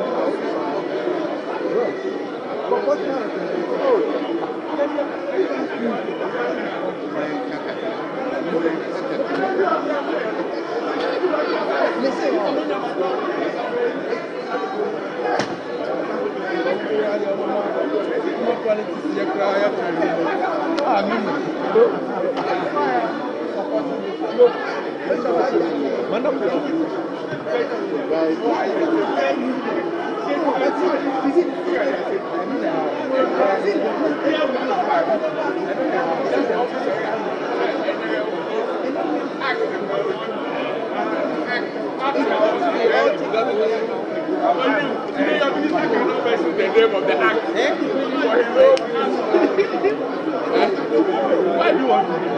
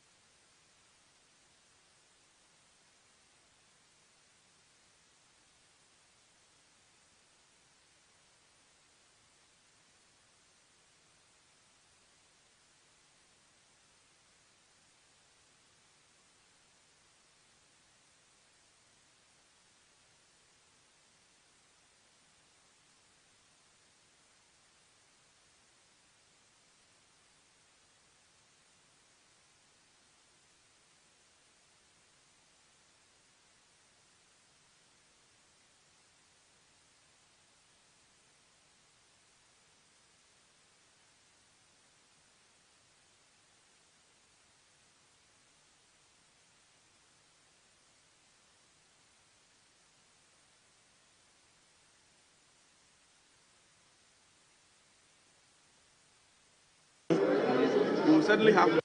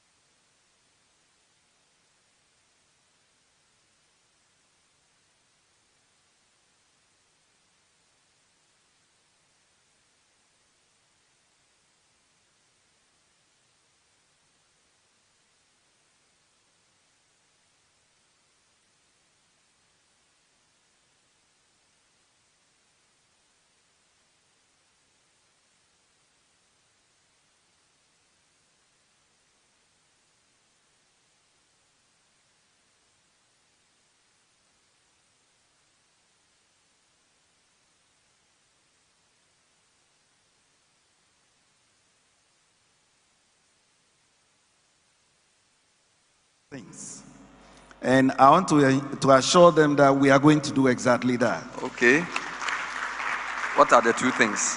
Now, the first one is that they want to meet with us twice every year. Okay. And that underscores our vision, that look, we have to be transparent. It is about restoring the public trust. It is about getting Ghanaians to understand what we do as a central bank. And so I was telling the Guta president, for example, I told him we are coming to Makola. Correct. We are coming to sit with them. Okay. And we'll get them to understand why, for example, we need to jack up the rate or why we need to lower the rate. When I assumed duty, one of the things I said was, with the Monetary Policy Committee, you notice that up to now, you don't get to hear why individual members opted for whether the rate should stay the same or should be increased or lowered. You don't get to hear that. All that you hear is it is a unanimous decision. But in actual fact, there are divergent views, through those sessions. And so what we are going to be doing now is individual members' submissions will be published. Wow. And that is going to happen from this month. Okay. So you get to understand the basis for which actions were taken. Wow. And for me, that is at the core of what we do. We want the academia, we want the media, we want the private sector themselves to understand that we are in the same boat. Okay. You know, sometimes you need to increase the rates not because you don't want to see lower lending rates. You want to see lower lending rates, but where there's a risk, for example, to the exchange rate, where there's a risk in terms of your inflation path, then you have to, go on that tangent. But in whatever we do, it's important that stakeholders understand. And so, therefore, members of the Monetary Policy Committee will be accountable this time. The public will get to hear why they did what they did, and we will publish it in the newspapers the day after the Monetary Policy Committee meetings end. Wonderful. Now, the second thing has to do with the demand by the private sector group that they meet with us twice yearly or so. You know, in 2016, when we amended the Bank of Ghana Act, we provided that Bank of Ghana reports to Parliament on its operations twice yearly. Now, I want to believe that they have been doing that. Reports are sent to Parliament, but I'm not sure if those reports are analyzed. So it falls very much in line with the demand from the private sector group. Each time we send those reports to Parliament, we are happy to engage in a town hall with the private sector. Wow. We will be there. All of us will be there, members of the Monetary Policy Committee, we will be there, and we are happy to take questions from the private sector. Okay. But in doing all this, let me emphasize again the need to coordinate affairs with the fiscal authorities. Correct. One thing that came, and I believe our rapporteur mentioned it, is that currently, yes, T-bill rates are coming down. And it is good to see that. However, there is an emerging risk that if we are not careful, we will see pressure on the cedi going up as a result. And so again, if you look at our Bank of Ghana bills, you would see that the rate, has had to go up. That's the way managing the macroeconomy works. And therefore, there has to be a balance. So again, that underscores why we need that kind of coordination with the fiscal authorities. And we'll be doing that. I'll be speaking with the Minister of Finance regularly, and we will try to achieve that balance going forward. We'll be transparent. But let me end with just one more point on the area of financial sector stability. We have the financial sector strengthening strategy, going on under the fund program, and we are going to continue with that.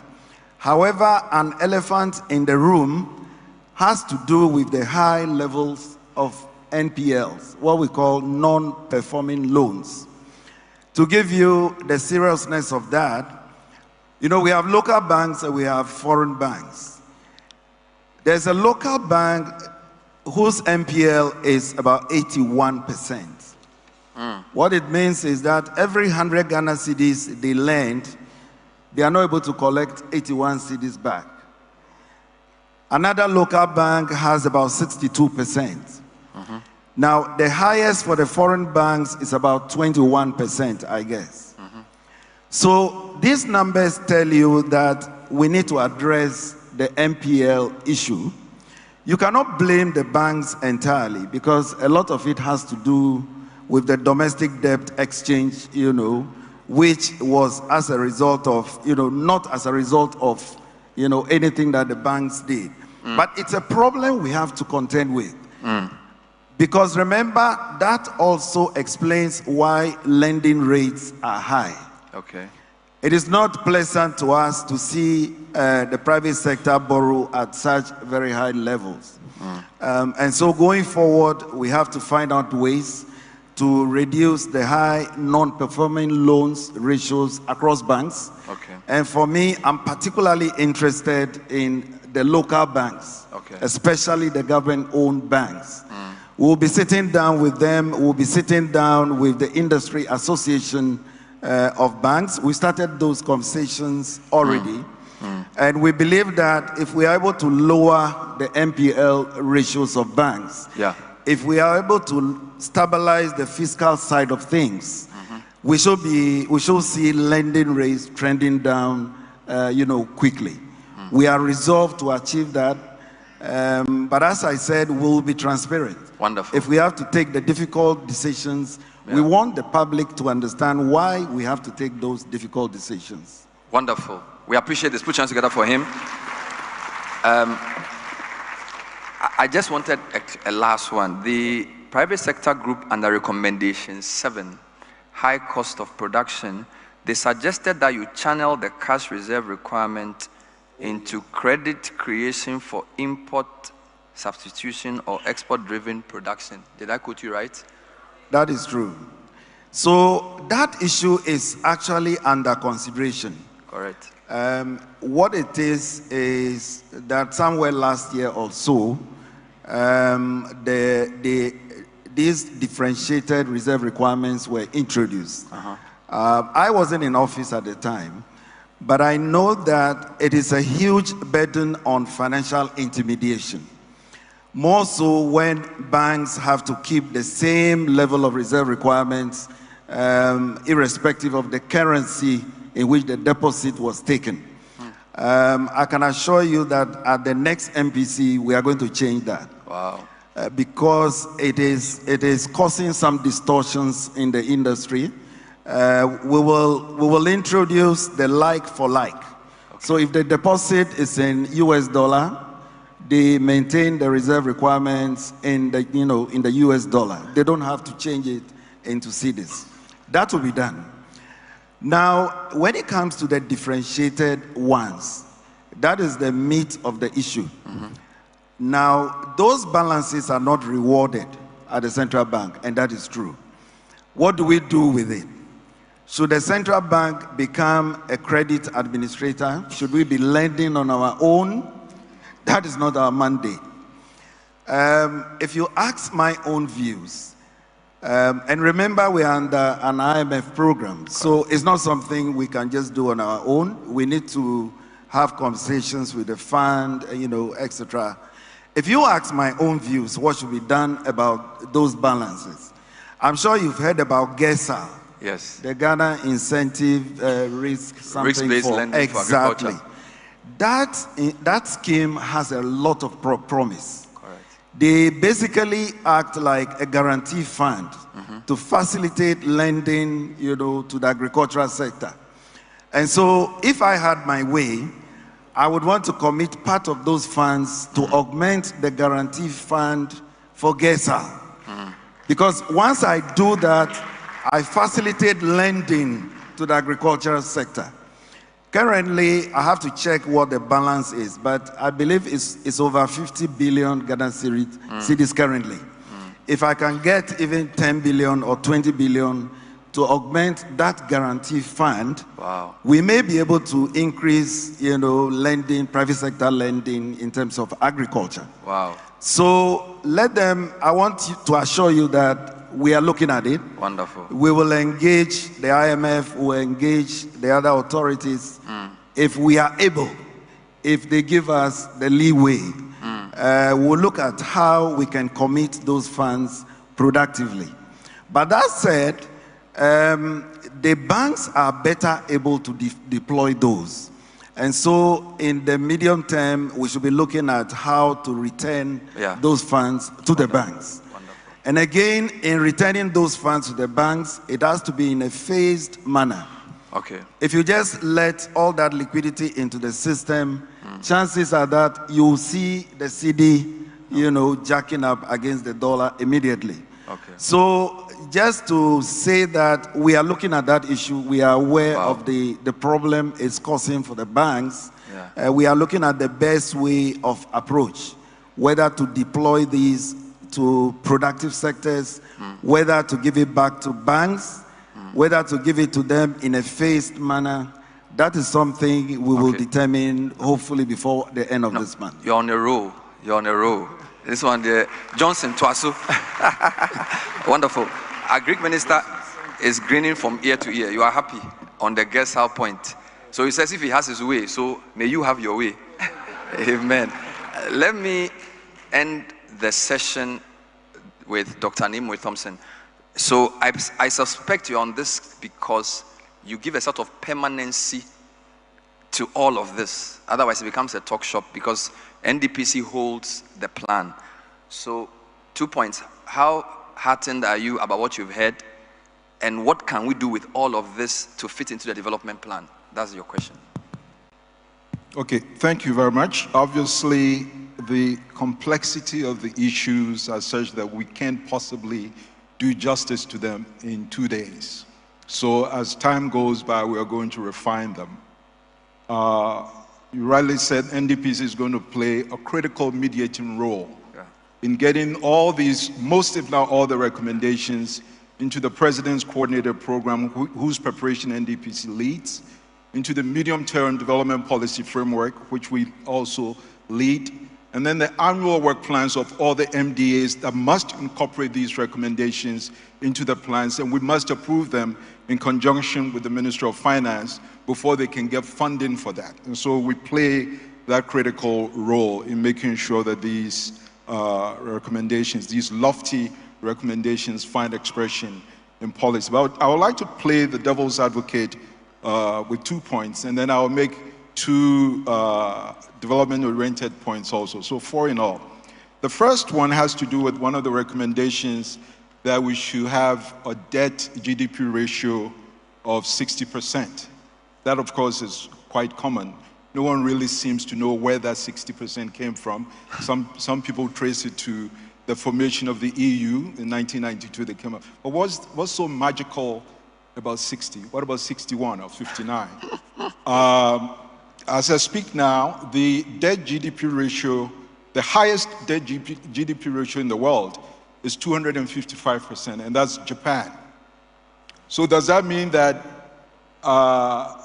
if we get 60%, our economy, or Japan's economy is so badly run that we get 60%, we'll be better off than Japan? No. There are other indicators that we really need to pay attention to. In this case, besides the debt-GDP ratio, you also need to look at debt service as a share of your revenue.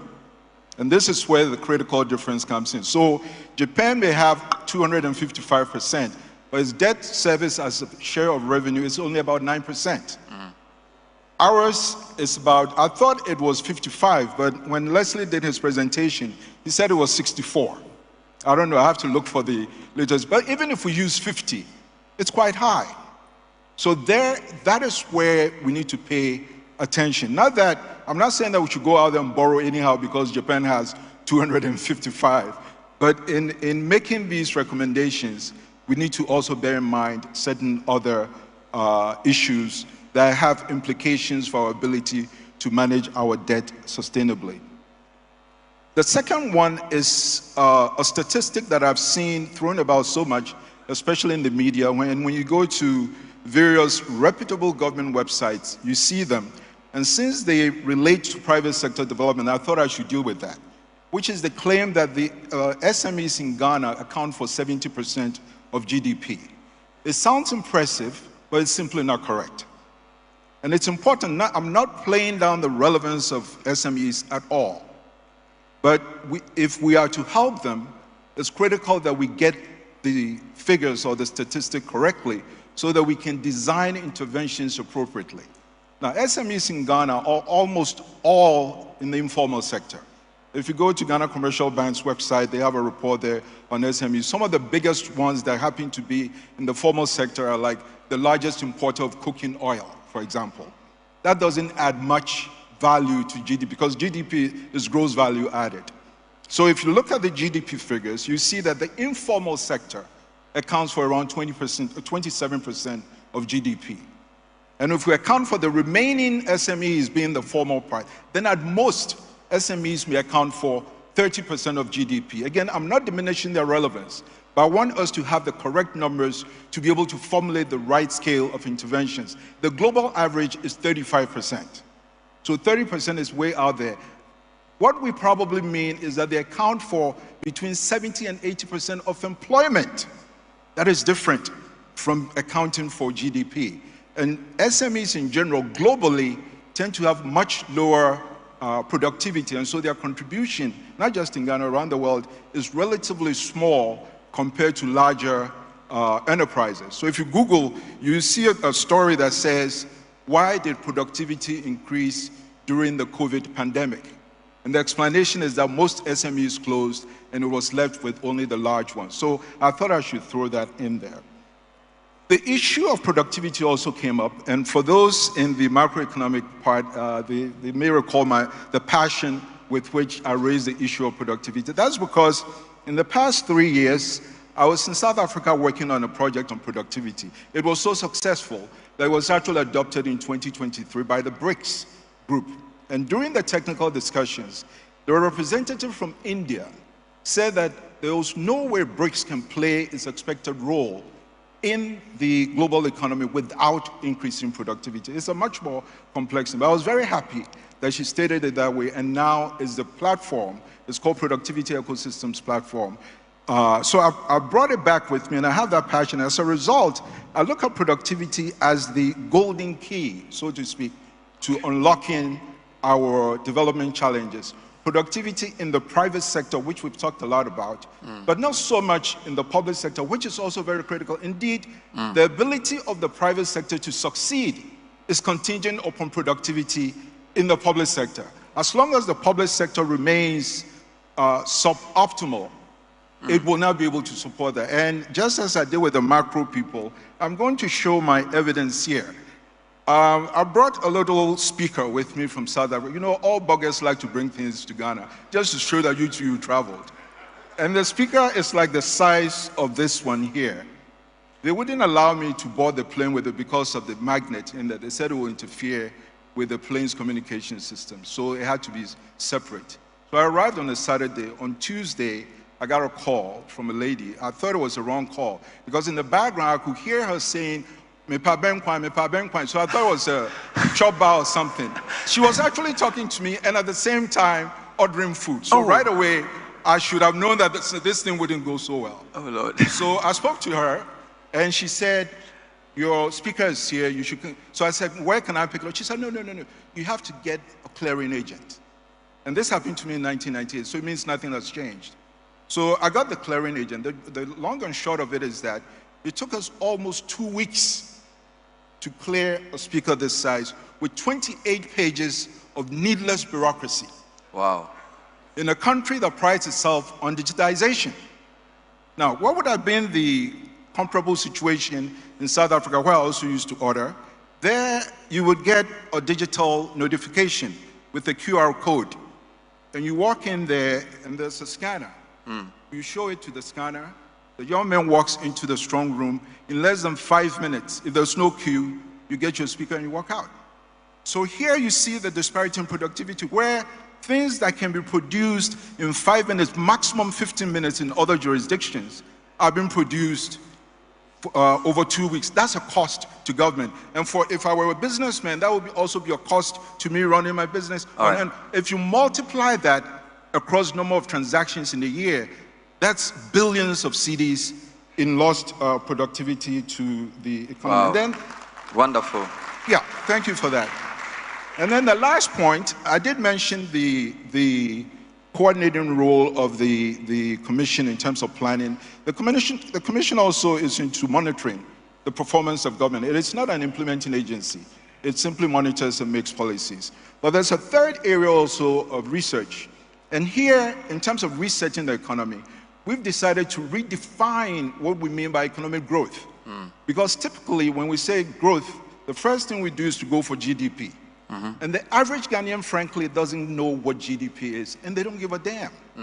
GDP, you can put robots in a factory, replace human workers with robots in the factory, and GDP may grow from 5% to 20%. It doesn't translate into any improvements in our living conditions. So we are moving from the Commission's perspective and its contribution to the research from a one-dimensional understanding of growth to a 3D or three-dimensional conception of growth, which is growth in output, i.e. GDP, growth in employment, and growth in wages. Wow. And cutting through all three of them is going to be productivity. And I'm happy to say that we are going to support that with the appropriate research to support the government and also our various partners. Obviously, we have a lot to say, but with me, if you leave the mic with me, I'll talk forever. So let me end here. Amazing. Thank you.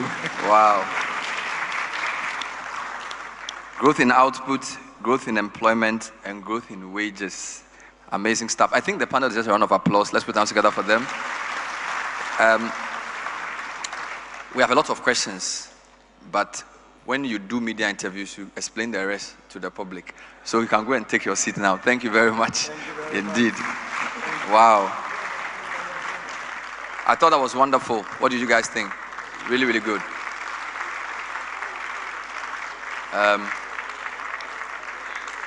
So please come and clear the furniture if possible so that I bring the chair back. So pardon the pun. So if you can clear the chairs so I bring the chairman. You get my flow. So we're going to bring up the committee chair and conference chair who set us off to do two very important things. He will present the communique, and then he would also pave the way for our special guest of honor, who is the Vice President, to bring us the closing keynote. And we really want to thank you, Madam Vice President, for staying throughout the whole session, both the first day and the second day. So we want to thank our TV audiences for staying with us. We're very happy that you've dedicated quality airtime to this important national exercise.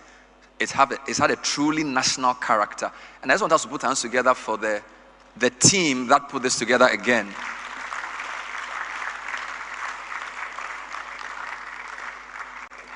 So somebody should come and help me bring the what's this thing called? Is it a pulpit?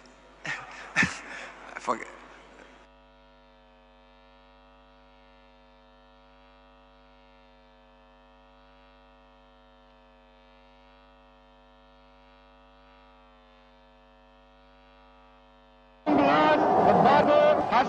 This is the day. A nation of strength, a nation of pride, a nation of freedom and justice. Ghana, 68 years strong and still rising. This Independence Day, we reflect on our journey, review our progress, and reset for the Ghana we want.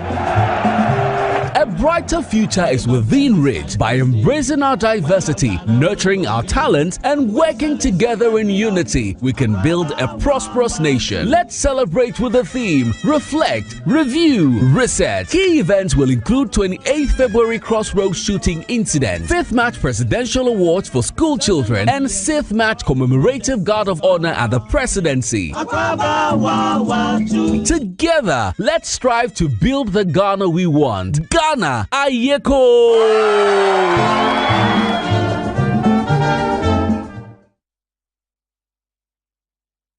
Dialogue Chair, Dr. Ismail Yamson, please welcome him.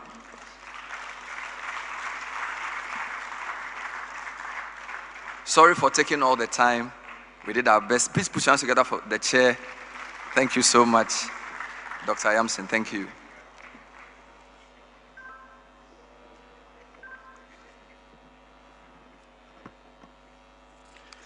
Well, what I'm going to read is the communique which we have prepared in your name anyway. So we can issue it out to summarize what we have been doing over the last 2 days. The government of Ghana and its partners, including the private sector, civil society organizations, traditional authorities, and academia, convened for the National Economic Dialogue under the distinguished patronage of His Excellency, the President of the Republic of Ghana, John Dramani Mahama, and Her Excellency Professor Nana Jane Opoku-Agyeman from 3rd to 4th March 2025 at the Accra International Conference Center. Profoundly appreciate the presence and active participation of the high-level panel discussants, chairpersons, presenters of technical issue papers, as well as well-meaning Ghanaians from industry, academia, think tanks, and policymakers during the dialogue. Note and comment the spirited nature of the discussions that characterize the National Economic Dialogue and urge continued engagement to underpin constructive economic policy and implementation of our homegrown progressive and responsive policies in Ghana. They acknowledge that the Ghanaian economy is in crisis and continues to face multiple risks and vulnerabilities. We recognize that the macroeconomy remains fragile with significant risks from state-owned enterprises, particularly the energy and cocoa sectors that continue to undermine fiscal and debt sustainability. Additionally, we note the impact of long-standing structural deficiencies and challenging financial conditions that threaten macroeconomic stability. Consistent with the theme Resetting Ghana, Building the Economy We Want Together, we reiterate the conviction that Ghana can build resilience for economic growth and transformation for this and future generations by pursuing a path of increased dialogues and implementing targeted homegrown measures. Strongly support government's commitment to inclusive development and call for the timely, effective, and full implementation of the proposed interventions from this dialogue to enable Ghana revive and revitalize the economy. Underscore, based on the six thematic sessions, as well as the plenary events at the National Economic Dialogue, the need for comprehensive and durable public sector reforms to improve productivity, as well as increase private sector participation and investment in the economy.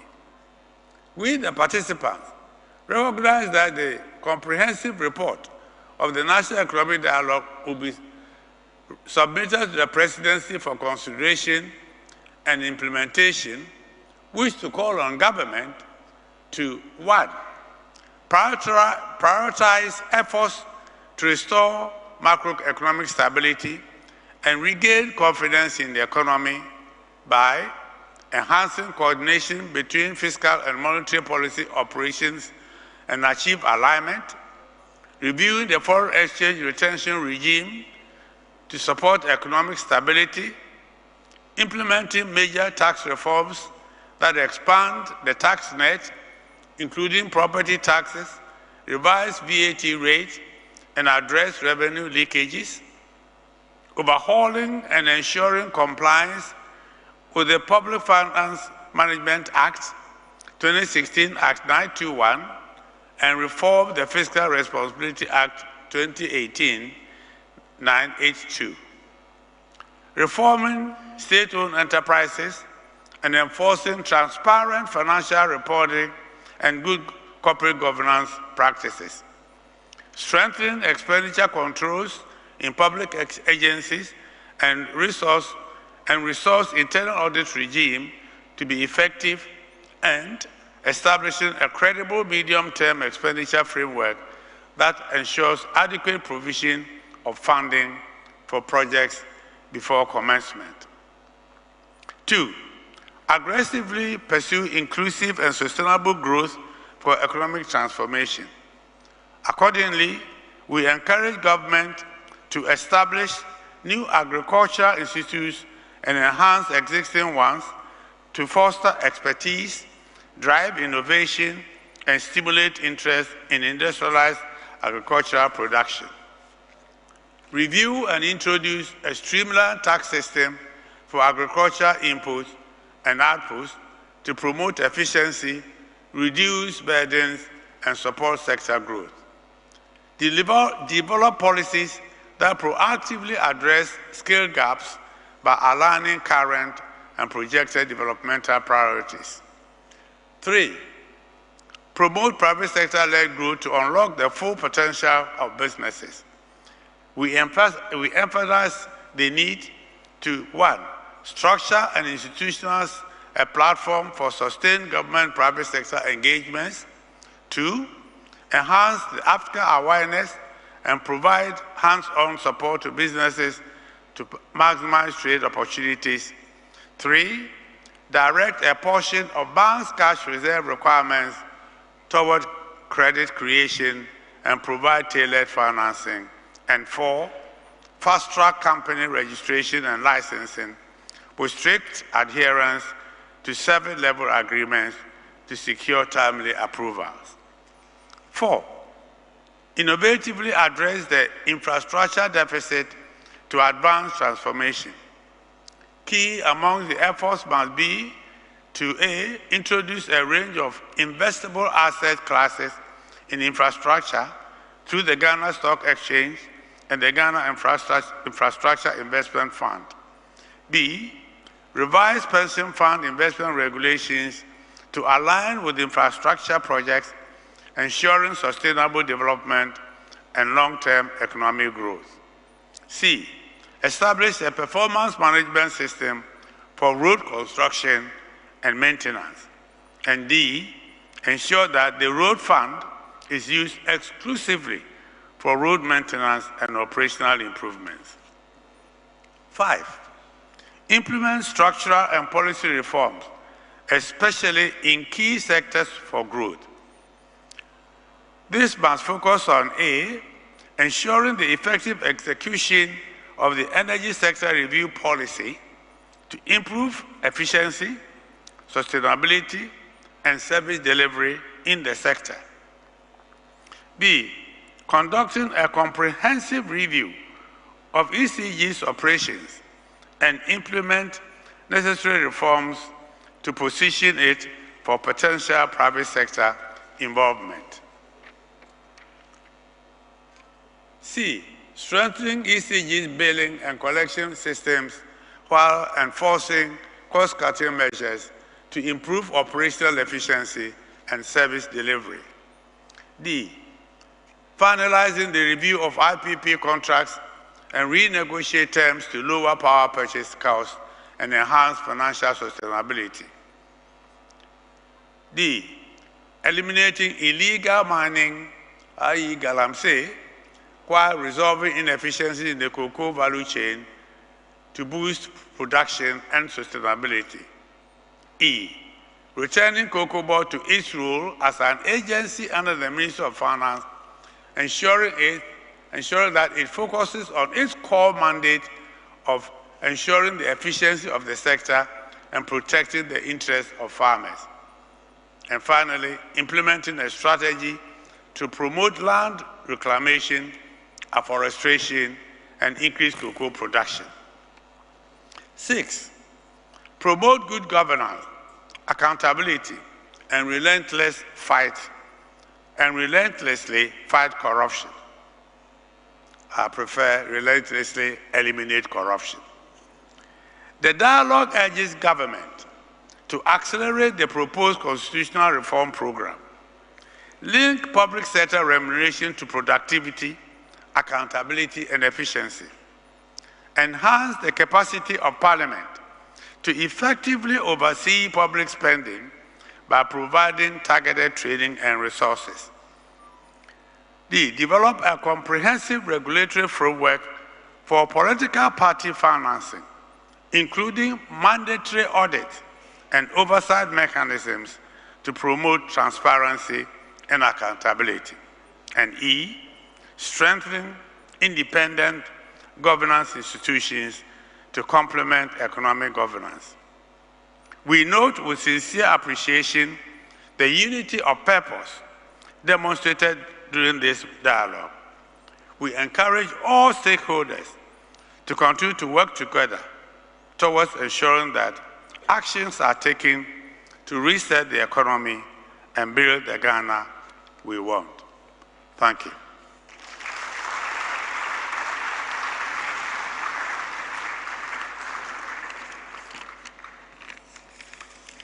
Now, hopefully, my last duty for the day.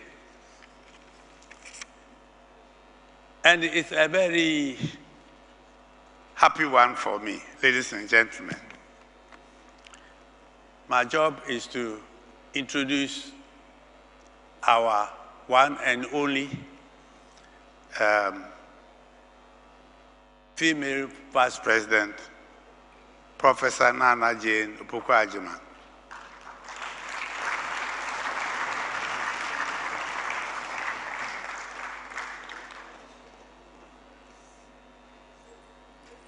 She's already very well known, and I was struggling why I needed to introduce her. But I thought I should. Her credentials, as I researched her background, are so profound.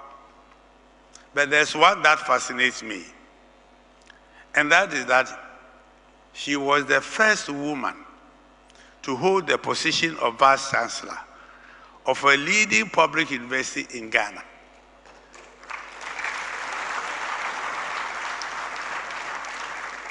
And having been a chairman of the University Council of the University of Ghana for 9 years, I know the campaign that goes on and the struggle, and very often the women are edged out.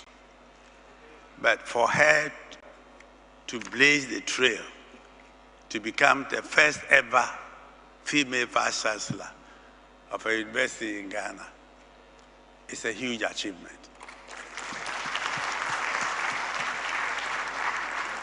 And indeed, many have since followed. But no one can take from her that she was the first. Our Vice President has many achievements, and time will not permit me to record all of them. But one that cannot escape mention is a passion for women empowerment, hence a push for Women's Bank in Ghana.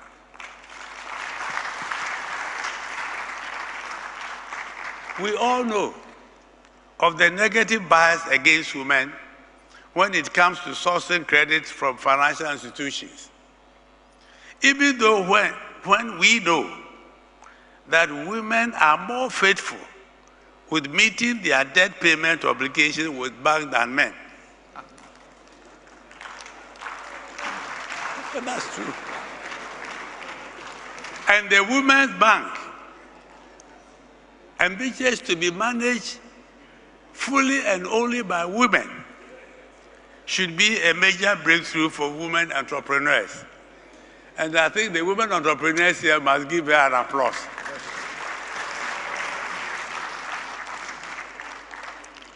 But there's one other thing I must mention, and it is her passion for change and her abhorrence for orthodoxy. Recently, I spoke to her about the need to reset Ghana. And I was profoundly surprised at her burning desire to see Ghana transform from a debt-burdened country which has impoverished its citizens to a country whose economic management has been in the hands of foreign institutions for a very long time, to one that takes its own destiny in its own hands and manages its own affairs with pride. Transforming Ghana to her is something that cannot be delayed any longer. So, we could not have chosen any one better or more appropriate to chair this closing session of the 2025 National Economic Dialogue than Her Excellency, the Vice President, Professor Nana Jane Opoku-Agyeman. It is therefore my pleasure and singular honor to call on Her Excellency to mount the stage to give her closing remarks.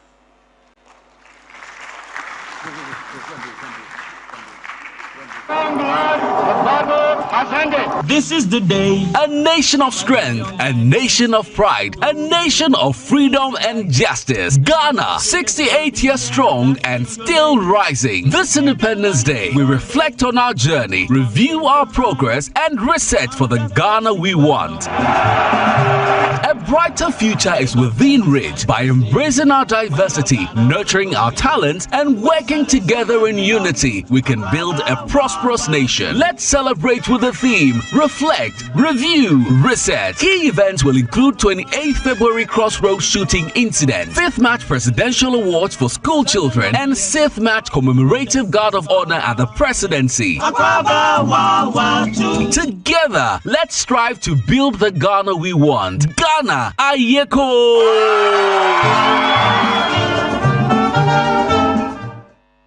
At long last, the battle has ended. This is the day, a nation of strength, a nation of pride, a nation of freedom and justice. Ghana, 68 years strong and still rising. This Independence Day, we reflect on our journey, review our progress, and reset for the Ghana we want. A brighter future is within reach by embracing our diversity, nurturing our talents, and working together in unity. We can build a prosperous nation. Let's celebrate with the theme Reflect, Review, Reset. Key events will include 28th February Crossroads shooting incident, 5th March Presidential Awards for school children, and 6th March Commemorative Guard of Honor.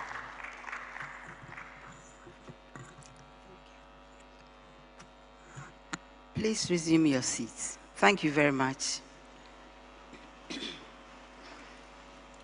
And Uncle Yamson, thank you so much for the kind introduction. Although you were close to embarrassing me, but it's okay. So the chairman and members of the planning committee, distinguished ladies and gentlemen, participants, the press, all of us who are here, who've been here since yesterday, I bring you warm appreciation and greetings. As we draw this national economic dialogue to a close, I want to extend my gratitude to each one of you for your active participation, thought leadership, and unwavering commitment to the future of Ghana's economy. The dialogue over these past 2 days has been insightful, productive, and has set the stage for a bold and transformative agenda. The theme, Building a Resilient and Inclusive Economy, Resetting the Foundations for Sustainable Growth, has been central to the concerns, discussions, and reflections that you have held. It has been clear from the dialogue that the journey ahead will require a strategic reset grounded in restoring stability and fostering growth and benefits for every Ghanaian. Our focus the 2 days has been addressing key drivers for national development.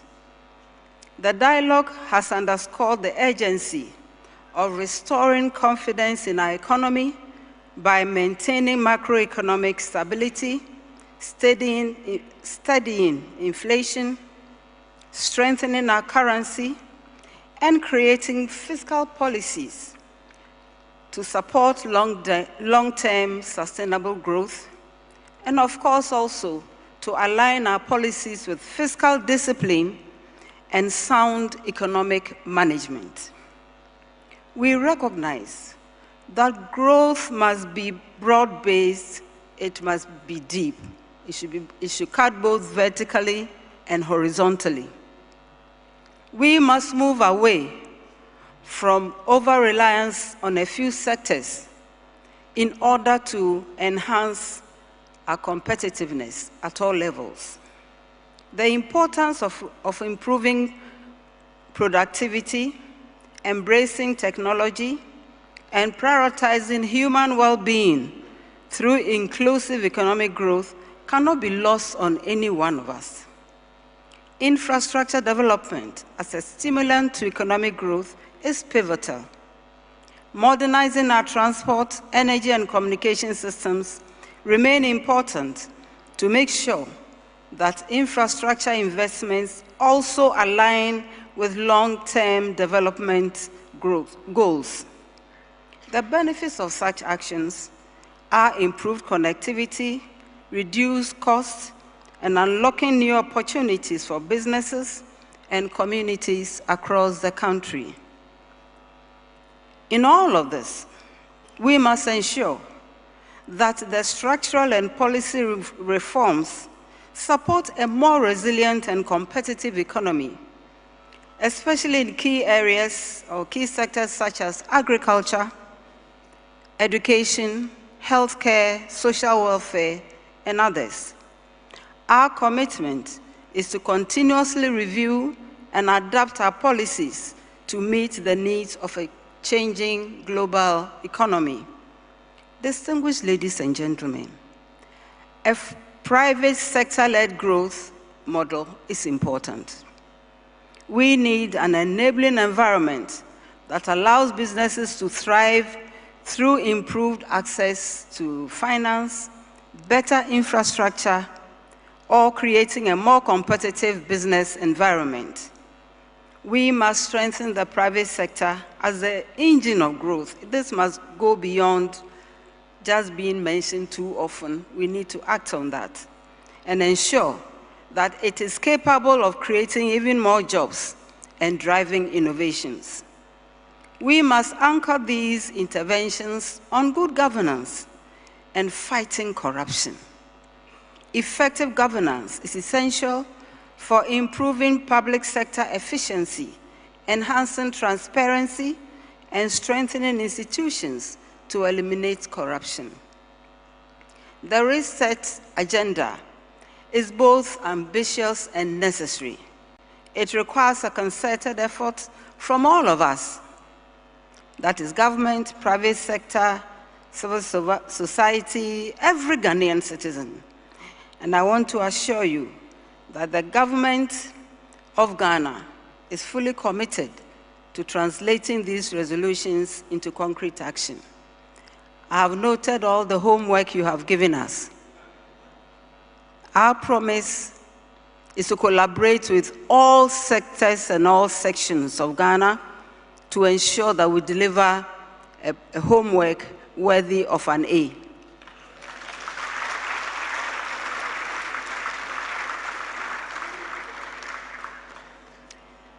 We will work with stakeholders so that the action points are implemented effectively.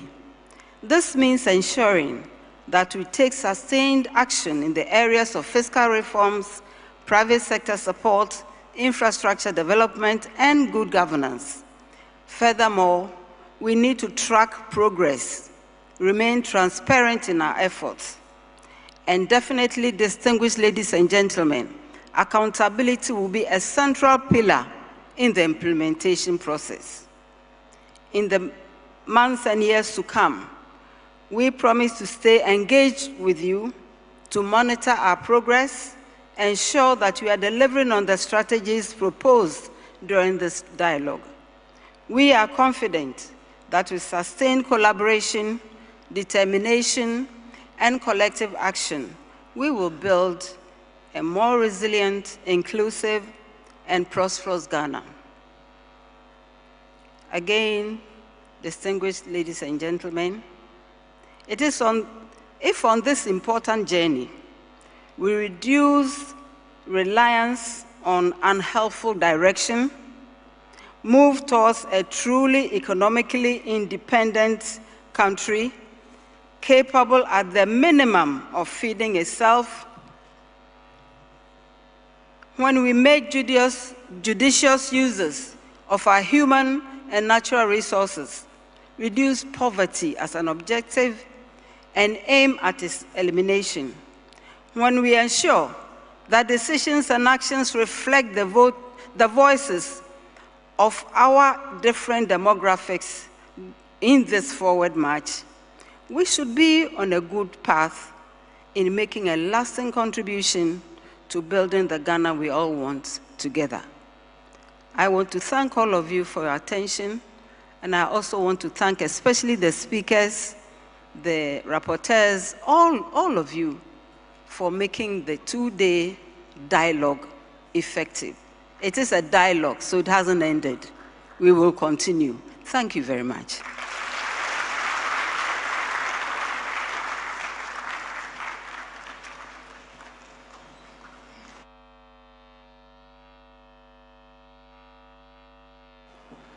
Please, let's not forget yesterday. Let's put hands together one more time.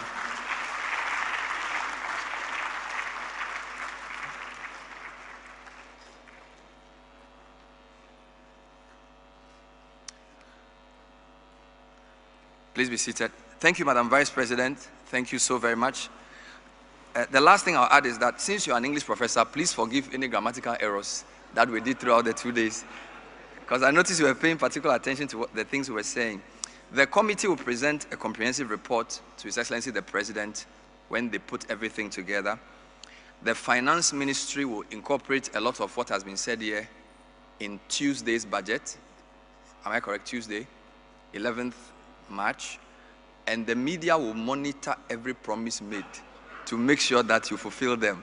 That is my assurance on behalf of my colleagues. Having said this, all right. Thank you. Having said this, I'd like to invite finally a member of the committee and Commissioner General of the Ghana Revenue Authority, Mr. Anthony Sapong, to bring to us the vote of thanks. Please, let's welcome Mr. Sapong.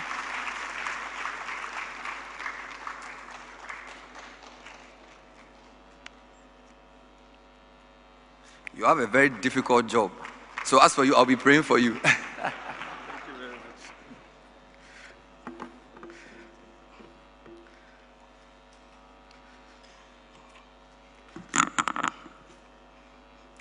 Your Excellency, the first and only female Vice President of the Republic of Ghana, Professor Nana Jane Opoku Agyeman.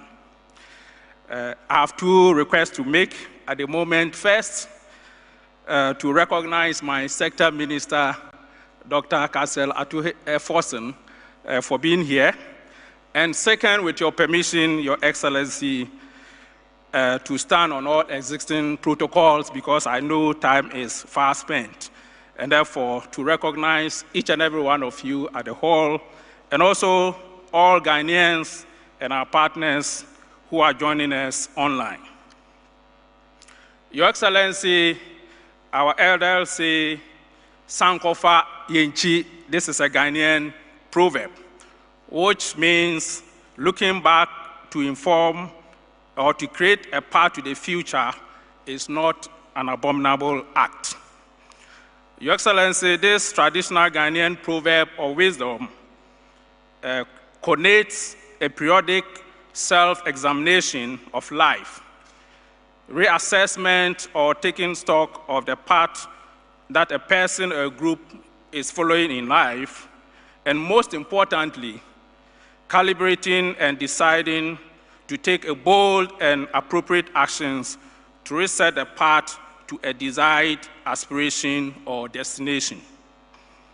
This wisdom, Your Excellency, aptly embodies the President's vision of resetting Ghana, and in particular, the theme for the 2025 National Economic Dialogue, Resetting Ghana, Building the Economy We Want Together. You would all agree with me that it has been a very participatory, inclusive, insightful, and a rigorous two-day session to rethink of building our economy together. This would not have been possible without the vision set by our President, His Excellency John Dramani Mahama. Your Excellency, the Vice President, may I respectfully request you to convey our sincere appreciation to our President for his leadership and guidance on this course. Similarly, Your Excellency, you were present yesterday and you are here today, this afternoon till now. You have carried on your lap as a true leader and a mother, let me say that. Thank you for your presence and your tangible support in our quest to look back, to cut the path to our collective future. May you all give a round of applause for our President and our Vice.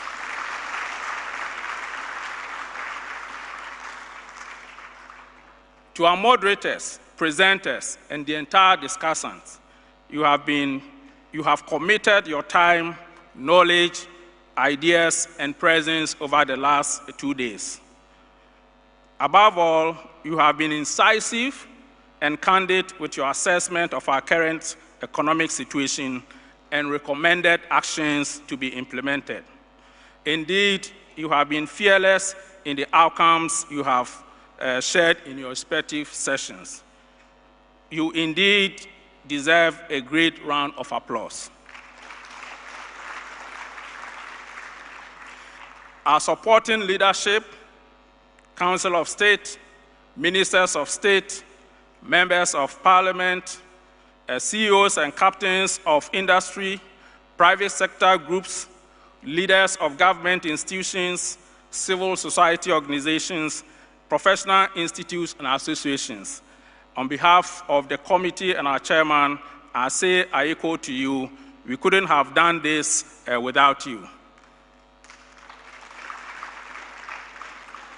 And to our members of the diplomatic corps, including our high commissioners and ambassadors and our development partners, your presence has been reassuring.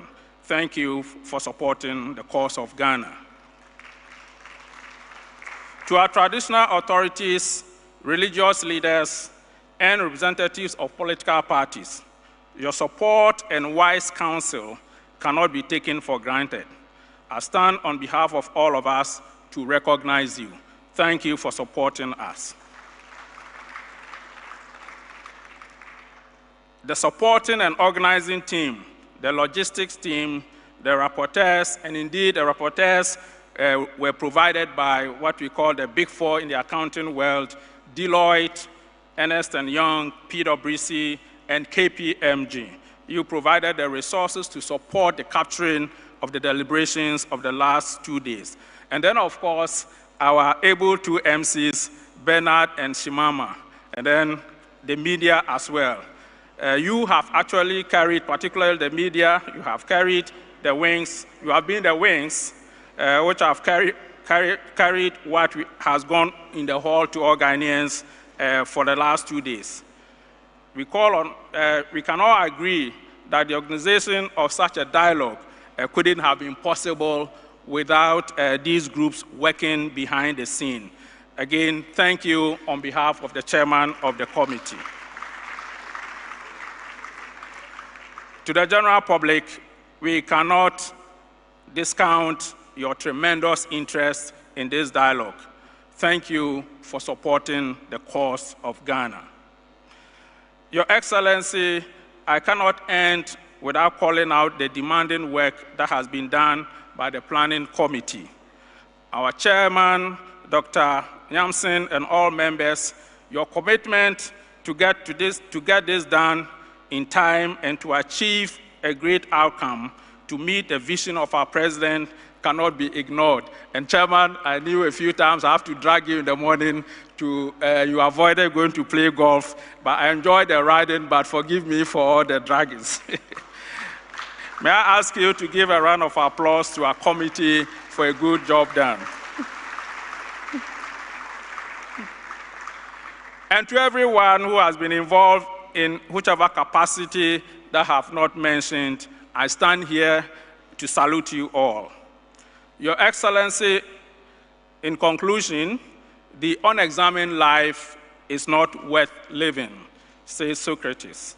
Our president and our Vice President, you have shown the way, and we have responded together with enthusiasm to support your cause with all our will and our might to reset Ghana and to build the economy we want together. Indeed, to all of us, it is time for action to place our minds, our hearts, and our hands in support of the journey ahead. May God bless and help us reset and build our nation and homeland, Ghana. Thank you very much.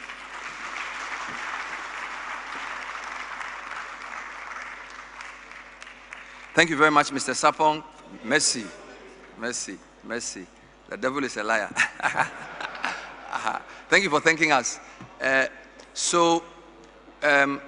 We were planning to give you refreshment, but I think that because of the cost-cutting measures of the finance minister, we've scrapped that. So this is the first implementation of your objective, so no refreshment. Everybody should go home and eat in their house. And it will save the country money. So this is the protocol for going. We'll rise, we'll have the nation's second song, Yanara Assassini. After that, the Vice President will take leave of us, and then the rest of us follow. Thank you so much. Please rise as we observe the Yanara Assassini.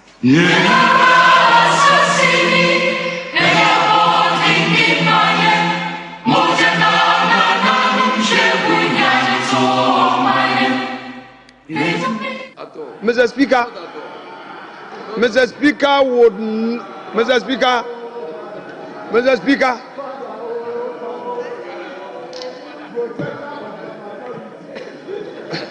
Mr. Speaker, on a point of law, the argument must be situated properly and in context. It is not about discretion only, but a discretion rooted in practices and conventions. And in my earlier submission, I said that these practices and conventions are pure and unsoiled. The majority leader, therefore, has no cause to attempt to reintroduce a new practice unbeknown to this House. The practice is not a broken practice. We've not had any challenge with that practice. He is now saying that we should go by a certain order, 115, and then allow discretion and all that. There is a practice. Which practice is that when Mr. Speaker recognizes one on his right, he recognizes the other on his left. And then he also seeks advice from leadership to guide him. So, Mr. Speaker, I think this matter should be put to a peaceful rest. I end my submission.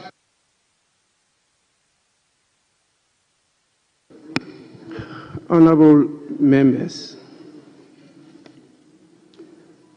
one of our former chairmen and head of state gave a reason, one of the reasons for why he led a coup, that the small amenities that we, the soldiers, were enjoying were even taken away from us. So the small discretion that the Speaker is to exercise, you leaders want to take that one too away from the speakers.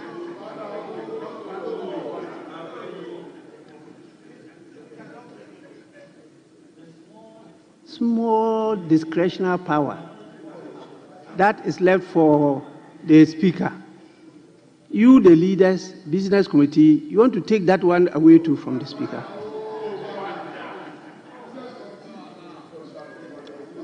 It's very clear. And you are quoting the order 115. 1, it says, subject to the discretion of the Speaker. and Order 1693B, that is an order that deals with consideration stage of bills. A member who intends to speak shall rise in the member's place and address the chair while standing only after catching the eye of the speaker. This one too, you want to close my eyes and decide on what to do. It will not happen. It will not happen. We are in the season of majoritarian governments all over the world. Last year's elections, we are told, were about 72. And many of them ended with very huge majoritarian systems. But one thing is clear. Democracy is about leadership of the majority. A majority that listens to everybody. And so it's also about giving the minority a say, and the majority having its way. We have even gone beyond that to say that democracy has developed to a stage that you don't leave anybody behind. We have to go together. And so those principles are still relevant. And for our parliament, they are not only relevant, they will be implemented. If you go to our constitution, Article 296, on the exercise of discretion, it's very clear. It says, where in this constitution or in any other law, discretionary power is vested in any person or authority, A, that discretionary power shall be deemed to imply a duty to be fair and candid. B, the exercise of the discretionary power shall not be arbitrary, capricious, or biased, either by resentment, prejudice, or personal dislike, and shall be in accordance with due process of law. C deals with regulations. And here, the regulations we use will be our standing orders. And so this is not something that is within your discretion or your powers. It's within the jurisdiction of the person presiding, and particularly the speaker. We go through the Constitution and the standing orders. They refer to only one person as the speaker. The others are a deputy speaker and a chair. That is in the absence of the speaker and the deputy speakers, you have one of you chairing. And many of you who were here in the 8th Parliament will attest to the fact that sitting on this chair is not the same as sitting on your chairs. And one day, you recall I invited the former Member of Parliament, Honorable K.T. Hammond, to chair. And after that, he confessed that when he sat on the chair, the Speaker's chair, it became different. That is how we feel when we sit here. You have not to be neutral, but you have to do everything to be impartial. Whether people like it or not, once you are satisfied that you've exercised your discretion impartially, you get blessings from God. So please, this one is not the opportunity for us to hear everybody. We are simply to convey to His Excellency the gratitude of the House, the whole House. And that creates a platform for the House to express their views about what he has come to say through us to the nation. And what he has come to say has raised a number of debatable issues. And that is why you debate the SONA. If not, it's not something for me to put a question and for you to give an answer. After the debate, I will simply convey your gratitude to His Excellency the President. And so this is the opportunity, since by practice, the majority always goes with the position of the President. This is an opportunity that you give ample time to the minority to have a say. That's what happens. In the second parliament of the Fourth Republic, the NDC had 133. The NPP were 61. CPP had 2. And PNC had, I think, 5. The total was, for those not in government, 67. And NDC had 133. But I will let Right Honorable Justice Daniel Annan give ample time to the 67, more than the 133. And they aired their views. They have, they say, when it comes to an issue of decision, you have your way. That is it in democracy. So it's not a number that you count how many should speak on each side of the House. But I don't know whether because of the First Republic, where we had the parliamentary system, Westminster system of governance, or from 69 to 72, 13th January 1972, when we had the same system of government, that you talk about this. If not, this House is not arranged against opposition and government. This House is arranged in a what? Horseshoe manner, calling for consensus building. That is why you have the House arranged this way. And so there's nothing like the right side and the left side. On this left side, you have the MPP members and you have the NDC members.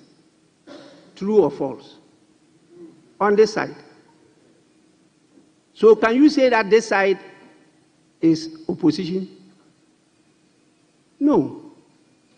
And we moved away from the terms opposition and government to minority and majority. There are good reasons for that. So please, I'm not going to go by any numbers from any recommendation by any business committee or leaders. We consult leaders and all these committees to guide us. But for the discretion is in our bosom. And so, whatever ratio you are trying to use will not apply here. We will decide who has caught our eye, and the person will speak. But, as I said, it's always skewed in favor of the minority, because they have to have their say. Then you will have your way. Please, that is my ruling, and we'll go by it. I will I'm coming to you.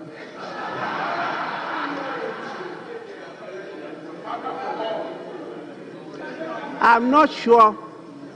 I am not sure today, once again, whether your leader, the minority leader, will say on this floor again that they don't need the protection of the Speaker. This time he will look at me.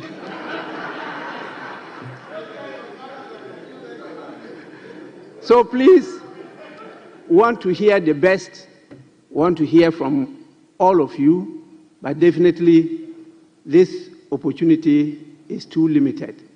We have in the standing orders, with this experience and knowledge, created room for all other members to have a say on this floor. Nobody will be allowed to go home and say, because of a pillar, he is not able to catch the eye of the Speaker. No pillar will cover you. We will grant you space to have a say on the floor. So with this, please, it ends the debate on the issue of quotas and numbers and the debate of the SONA. We'll move on, and you do your best to catch the eye of the Speaker, guided by the standing orders. The advantage that the majority has in this particular one is the fact that the 4 independent members say they are going to do business with the NDC. So they constitute a very small minority. That's a minority group. I will take due notice of that group too. They will not be swallowed up in the midst of the populace and these members. And so I'll be very watchful, and if I see any of them trying to have a say, he will be granted an opportunity. We'll take that along, but I will grant more opportunity to gender, because I want to see more women in Parliament in the future. That I will do. We will also consider professionalism and experience, because the document we are dealing with is a technical document. Even though the President used beautiful English, there are a lot of technical words that he used. And we know from your background, we know from your experience, those who will be able to break down those words to the understanding of the ordinary Ghanaian, so that we can carry them all along. We are informed in the exercise of our discretion by all these matters. So please have confidence in your Speaker. I'm fair, I'm candid. Today, I'll step on your toe. Tomorrow, it will be somebody else's toe, not yours. So let's go on, and I'm prepared to take a number of you. I will not allow tyranny of the majority, neither will I allow the dictatorship of the minority. That will not happen. So please, let's proceed. The motion was moved by, Majority Leader. Why? You want to thank me for my ruling too? Yes.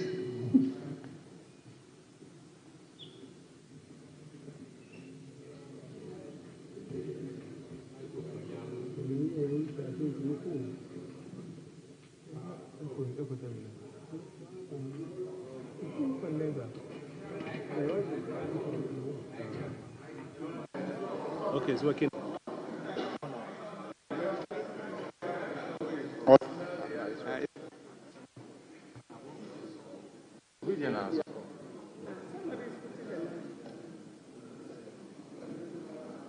Thank you, Right Honourable Speaker. Right Honourable Speaker, at the time that the objection was raised.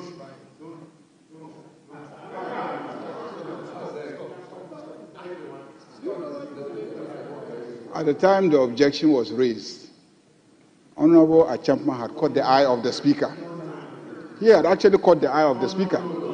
The Speaker had invited him. The Speaker had invited him to contribute to the debate. Mr. Speaker, your ruling, if I understood your ruling, is that whoever catches the eye of the Speaker gets to speak. That's my understanding of your ruling. And at the time that the objection was raised, the person who had caught the eye of the Speaker and the Speaker had invited him to debate was Honorable Achampman. That was what happened. He had caught the eye of the Speaker, and that's the effect of the ruling of the Speaker, that the Speaker has a discretion, and he exercised his discretion, and he invited Honorable Achampman to debate. That is where we were.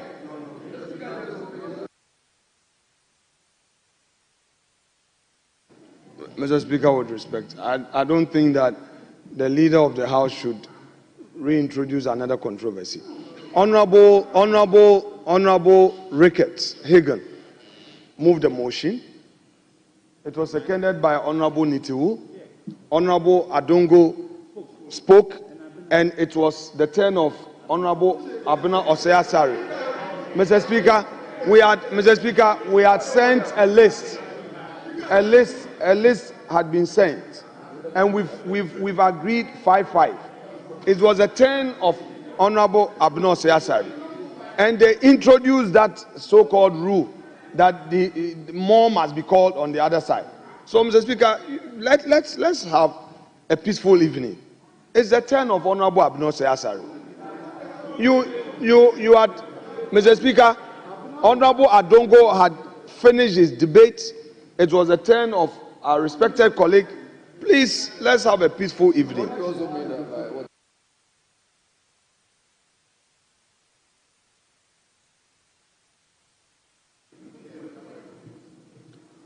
Honorable members, please, the eyes that were here when all this thing took place were the eyes of the First Deputy Speaker, who was presiding, not my eyes.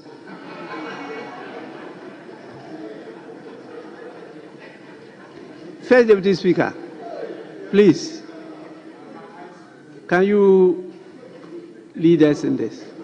Right, Honorable Speaker. Thank you very much for giving me the opportunity. Right, Honorable Speaker, the first issue that we have taken was a brief from the Minister responsible for Interior. And after that particular brief, the first person recognized was the former Minister for Defense from the minority side.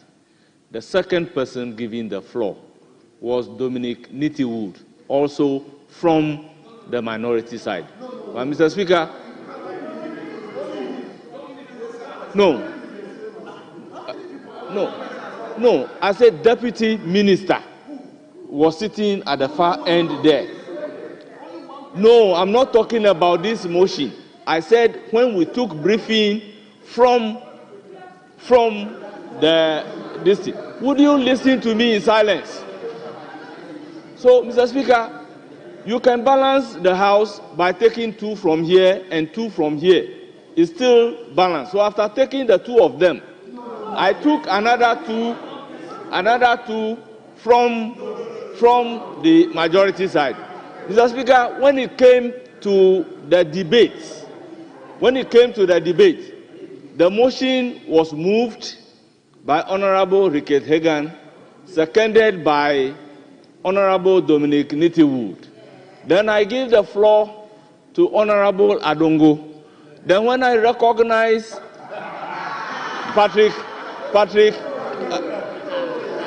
Richard Achampman, then there was a hula baloo. But, Honorable Speaker, when in the previous matter, I recognized 2 from the left side before recognizing another 2 from the right side, there was no problem about it. Mr. Speaker, those are facts. So, Honorable Dominic Nitiwul can attest to the fact that when he got to the time for them to make comment on the briefing of the minister responsible for Interior, he was the second person who spoke from their side. So, presiding, you have a way of balancing the two sides. Yes. Honorable members, the person who catch my eye. My understanding from the submissions made by the First Deputy Speaker is that the motion was moved by the Deputy Majority Leader and seconded by Honorable Dominic Nitiwul. Am I right? Then after that, Honorable Adungo had his bite. Then after that, a champion was called. And then there was objection from the minority side. That's what took place. Well, there's no dispute at all. Honorable Achampon may continue. After that, we'll go to the minority.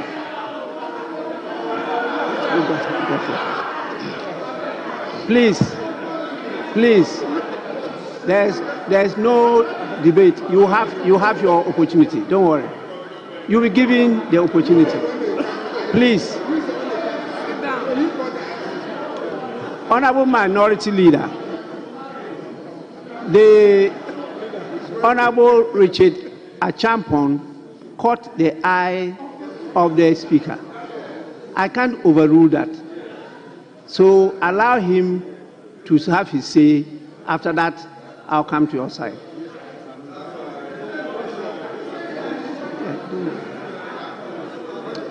Yes, you insist.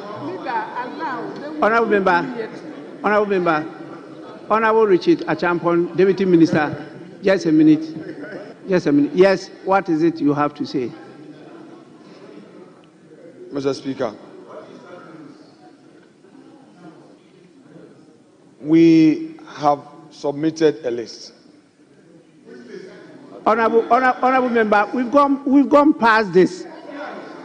The list you submit is a guide. It's a guide. The Speaker is not compelled to follow the list that you submit. We have gone past this.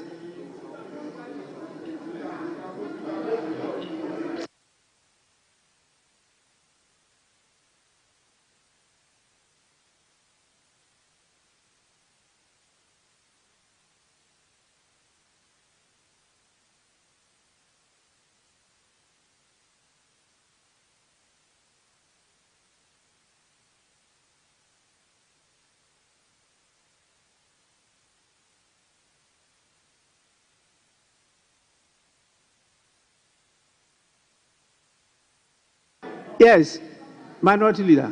Mr. Speaker, with respect. Mr. Speaker, if the very act of the First Deputy Speaker, which gave rise to the controversy, is allowed to stay, what it means is that then we are back to square one. Mr. Speaker, Mr. Speaker, the practice that I know when it comes to debate is that when you take one on one side, you take the other. Mr. Speaker, you just quoted Article 296 of the Constitution. Yes, the discretion to recognize is within your bosom. And that you have just interpreted 296. Mr. Speaker, the order of recognition, as I know, is that when one is called, the other is also recognized. Mr. Speaker, as you've been told, Rickett moved the motion. They didn't allow the other side to to second. It came from this side. Adongo has had his say. Abena was up, and then the majority leader insisted that they should call. Yes, we know what is going on here. We know. You signal that Achampo should be called. Mr. Speaker, what is happening? It's unfair to her. It's very dangerous. A certain precedent is being set. We need to have our turn. It cannot be that they have two continuous speakers. Adongo has spoken. At least our side must speak. Then we do it in turn.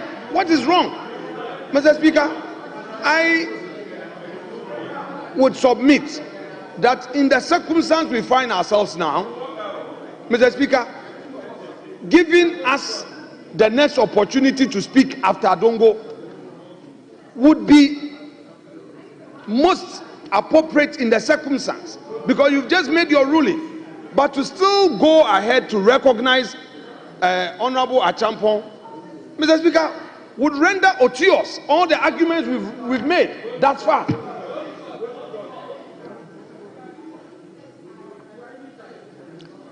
Majority Leader. Yeah, Mr. Speaker, the minority leader, when a ruling goes in his favor, he's excited. When a ruling goes against him,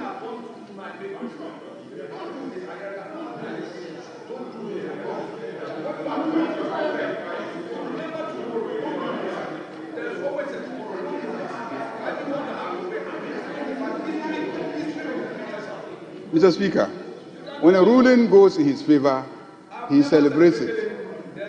When a ruling doesn't favor him, he says he won't accept. Mr. Speaker, we cannot work like this. We cannot work like this. Mr. Speaker, you just gave a ruling.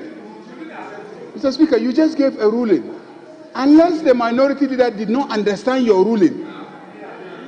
He did not understand your ruling. Because the conclusion of Mr. Speaker is that the Speaker has a discretion to decide who speaks. That's all. The Speaker has a discretion. And once the Speaker exercises the discretion in favor of anybody, that person obtains a right to speak. And I'm saying that at the time when the controversy arose, the Speaker in the chair at that time had recognized Honorable Achampo. And so he's simply enforcing the ruling. Enforcing that ruling is completely different from subsequently also achieving balance. So please, when you behave this way, it doesn't give an indication that the Speaker is in control of what happens here. It will seem as if whatever you want, that is what must happen in the chamber. No, that is what it appears. That whatever you want, that's what must happen in the chamber. It can't happen. Mr. Speaker, I think that you have decided an Honorable Achampong will be heard. Honorable members, Order 127. Decision of the Speaker on interruption of debate. 127. A decision of the Speaker in respect of interruption of debate under Order 122 is not subject to review by the House, except on a substantive motion made on notice.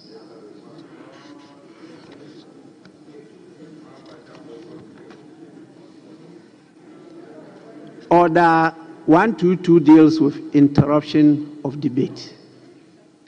And so you may disagree with me, but the only thing you have to do is to come by a substantive motion on notice.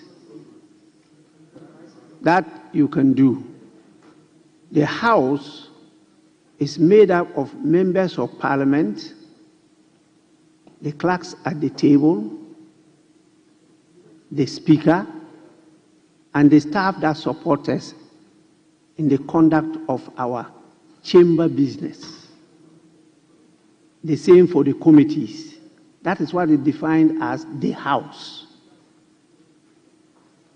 The definition of Parliament is as contained in the Constitution. So there's slight difference between Parliament and the House, even though sometimes they are used interchangeably.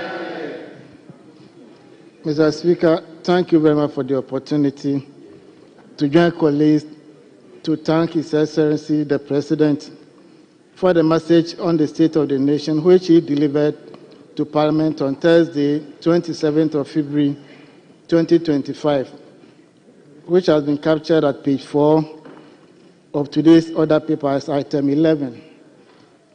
Mr. Speaker, the President came to the House on the strength of Article 67 to deliver this message to the House.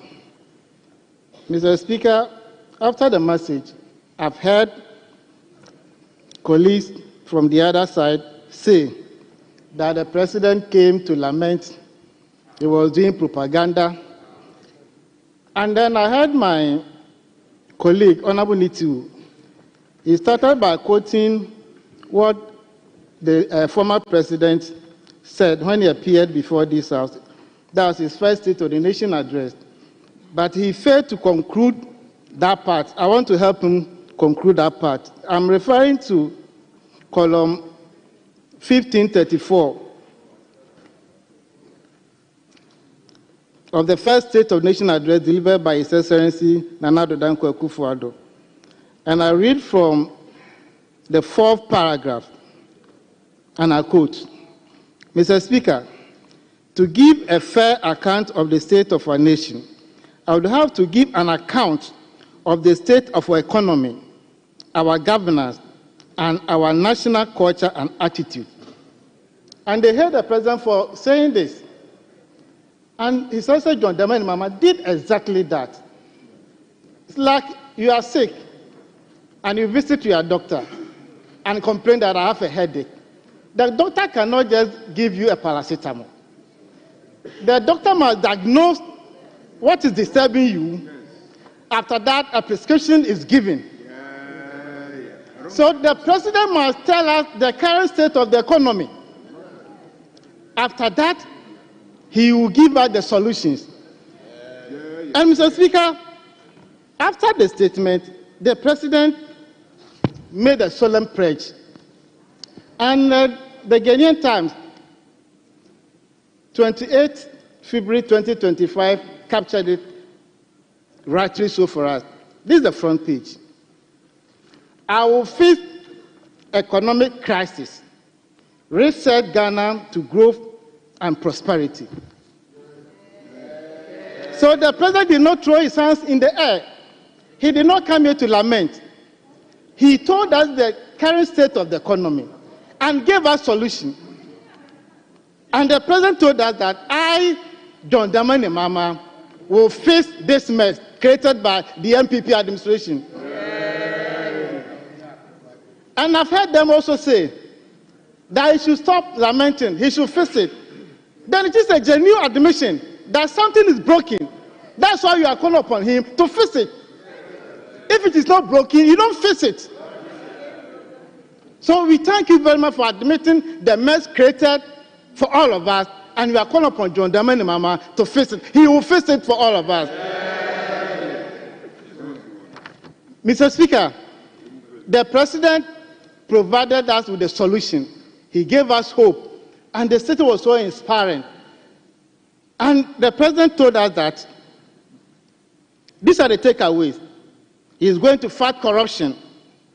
He is going to realign ministries, agencies, and departments. Hence, the sister ministries created. The ministries, we have sister ministries. And he has appointed sister ministers and deputy ministers. And even we are still left with 4. If you put the 2 together, we are talking about 60. So, Mr. Speaker, if the President is walking the talk, because he promised the people of this country in our manifesto that is going to work with a lean government by appointing sister ministers together with regional ministers. And indeed, As we speak, we have 56 ministers appointed. Mr. Speaker, this is going to give us a briefing space, because if the president is disciplined and he engages the labor front that I want to give you 10% pay rise, they will listen to the president because he's walking the talk. The president told us that he is going to cut unnecessary expenditures. We had a president who appointed about 123 ministers. We complained about it. They told us the end will justify the means. And the end has justified the means. The result is 88 that you have.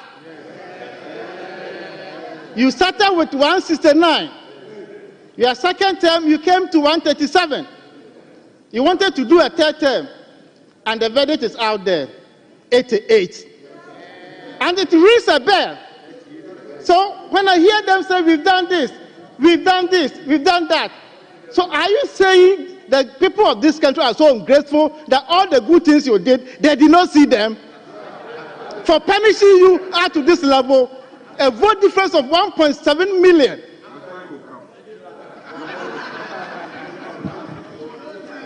Mr. Speaker, the president promised us that he is going to put in place a program called Feed Ghana program. Mr. Speaker, look at the inflation level that we have in this country as we speak. We left inflation at 15%. They increased inflation to 54%. Now that which is coming down is 23.8%. 23.8%. Is it not the case that you took our desktop from 120 billion to 721 billion? Is it not the case? And you've gone to the other side, and we are saying you've done so beautifully, said that the people of this country are ungrateful and they punish you for all these things. Mr. Speaker, the mess they created, sometimes I sit back and ask myself, how can our friends be that bold, organize press conferences, telling everybody that we left this buffers, about 6 billion buffers, we left this. What is the effect of all these things, Mr. Speaker? The president told us the sinking fund, the dollar account, they left $64,000 in that account. Are you disputing this fact? They left 143 million in the CD account. Nobody's arguing about it. How can 143 million and $64,000 pay 6 billion bondholders coupon? That cannot be possible. How? So, Mr. Speaker, there's a good news for all of us. The president extended an invitation to our colleagues. Let's put all hands on deck. The winner takes all mantle that has become a problem for all of us. Let's build the Ghana we all want.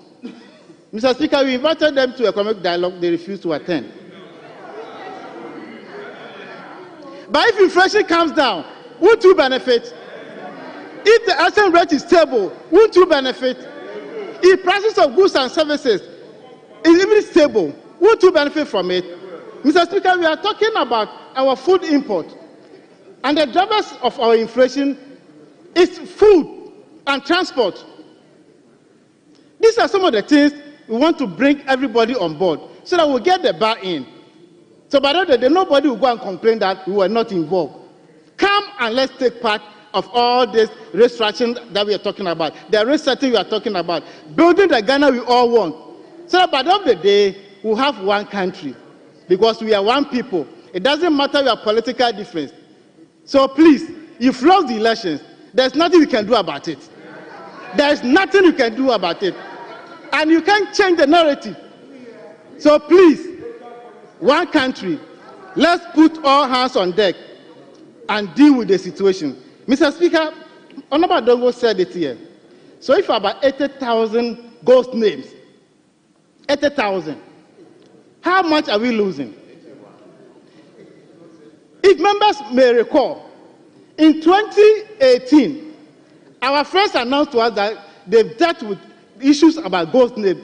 That very year, the Chief Director of Ministry of Finance was captured as a ghost. The man who was supposed to make payments, transferred money to Control Accountant General, was classified as a ghost. It tells you the information they put out was misleading.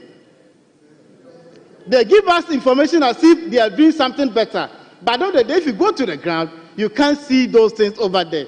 And reality has dawned on all of us. And the results is out there. The verdict is out there. So, Mr. Speaker, the President provided leadership. He did not throw his hands in the air. He has extended invitation to everyone. Let's come together and reset this economy, reset this country, and build the Ghana we all want. So by the end of the day, we can also sit back and say we were part of the process. We contributed our part. In the State of the Nation address, the President touched on a Jumawura program. And according to the President, we will create, track, and mentor businesses. Out of this, about 10,000 businesses will be supported. Mr. Speaker, Okada business has come to stay, whether we like it or not. And it is giving convenience to many people, especially when you are stuck in traffic. Right now, the Transport Minister is undergoing some engagement with other colleagues. Rwanda is part of it. He will go to other countries to learn best practices. They've done it better. Some of you travel to China, you travel to India, you see people using motorcycles to transport people to marketplaces. Though they have limited lanes, there are certain places they can't go. You see it all over the places that you travel to. So it's possible. It's not yesterday's possible. This one is possible. And Mr. Speaker, under this program, you are going to engage about 10,000 operators and we'll teach them road safety issues. It's not like we are just allowing them to ply our roads without any protocol. No, we need to train them about road safety. We have to make sure that they put on their helmet and all the safety mechanisms are put in place. It will create employment for our youth so that they will not go back to the street and be stealing and be doing other things which all of us will say are unacceptable in our society. So, Mr. Speaker, I will thank the President for being bold and then telling us the true state of our economy. We all know Cocoa Board is on its knees. We know. We know GhanaWeb is on its knees. Nobody should come and tell you another story because we are living it. We saw it. And he who knows it feels it. Knows it. Thank you very much. So, Mr. Speaker, we know the verdict out there. That's why we are where we are today. But there should be a paradigm shift. We are going to reset the nation to build the Ghana we all want. Thank you very much for the opportunity. Yes. Mr. Speaker. Yes, please. Just a quick information to you, Mr. Speaker.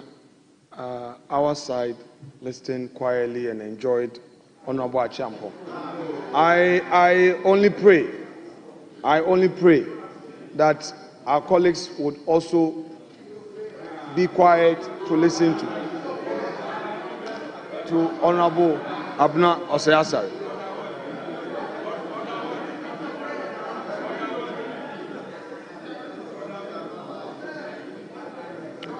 Yes, honorable member for Atiwa East, right? Yes, please. Mr. Speaker, thank you so much for the opportunity. And it's taken a while, but I'm glad I have been given that opportunity to also add my contribution to the State of the Nation's address.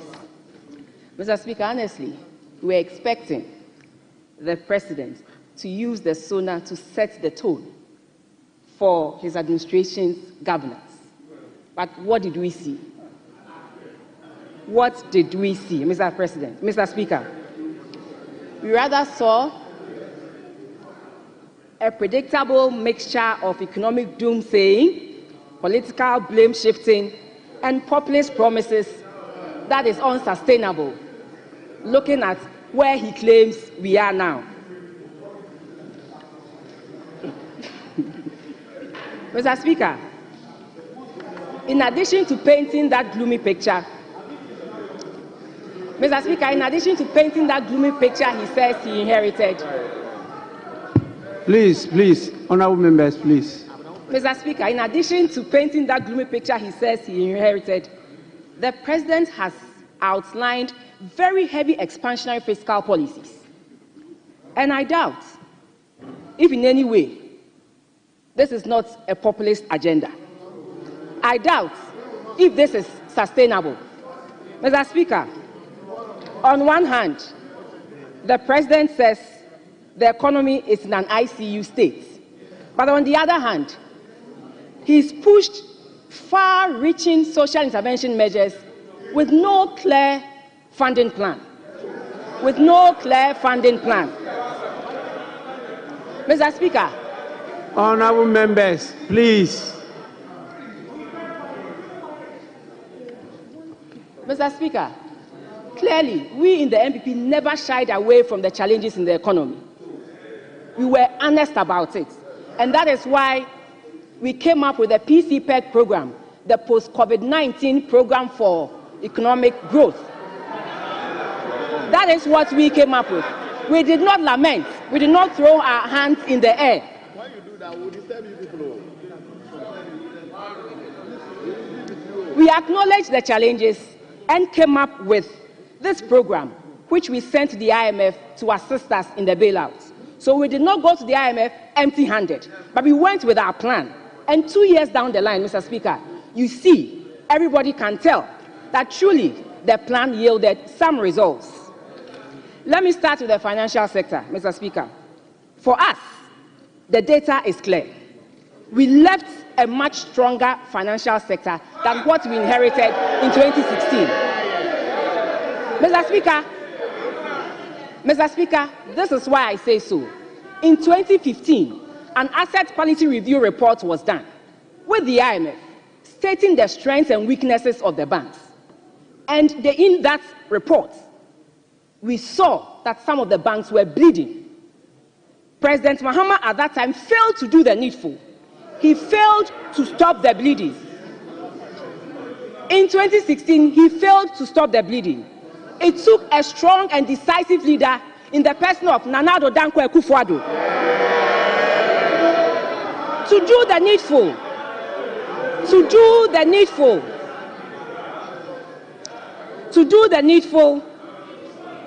To forestall the total collapse of the financial sector. And Mr. Speaker, as a result of this, 1, we were able to save 4.6 million depositors' money. 2, the total banking assets, which we inherited in 2016, was around 81.2 billion Ghana cedis. By October 2024, the total banking assets, which we had, was 367.5 billion Ghana cedis. And this was in October 2024. Mr. Speaker, we also saw the private sector credit increase by 28.8%. And clearly, we have also seen improved ratios in the banks. And this is data coming from Bank of Ghana for January 2025.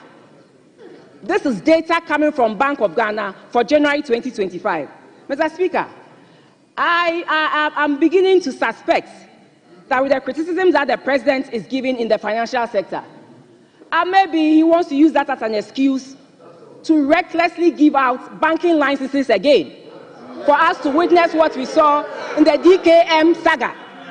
We haven't forgotten about that. Let us remember, we needed a bold and decisive leader to stem the tide in the financial sector. And it was the MPP government led by President Akufo-Addo who did that and saved so much. And here we are with the results today. Data does not lie. Mr. Speaker, still on the economy, we were here when the President told us that we have a scanty reserves for debt servicing. And speaker after speaker on the other side mentioned that as well.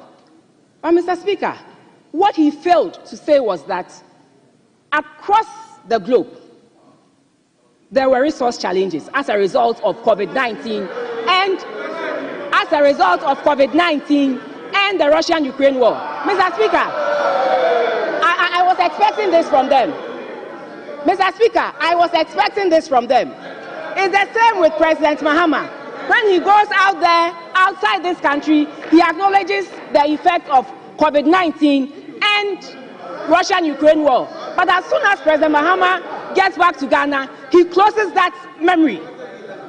He closes that and never mentions the fact that COVID-19 happened, and as well as the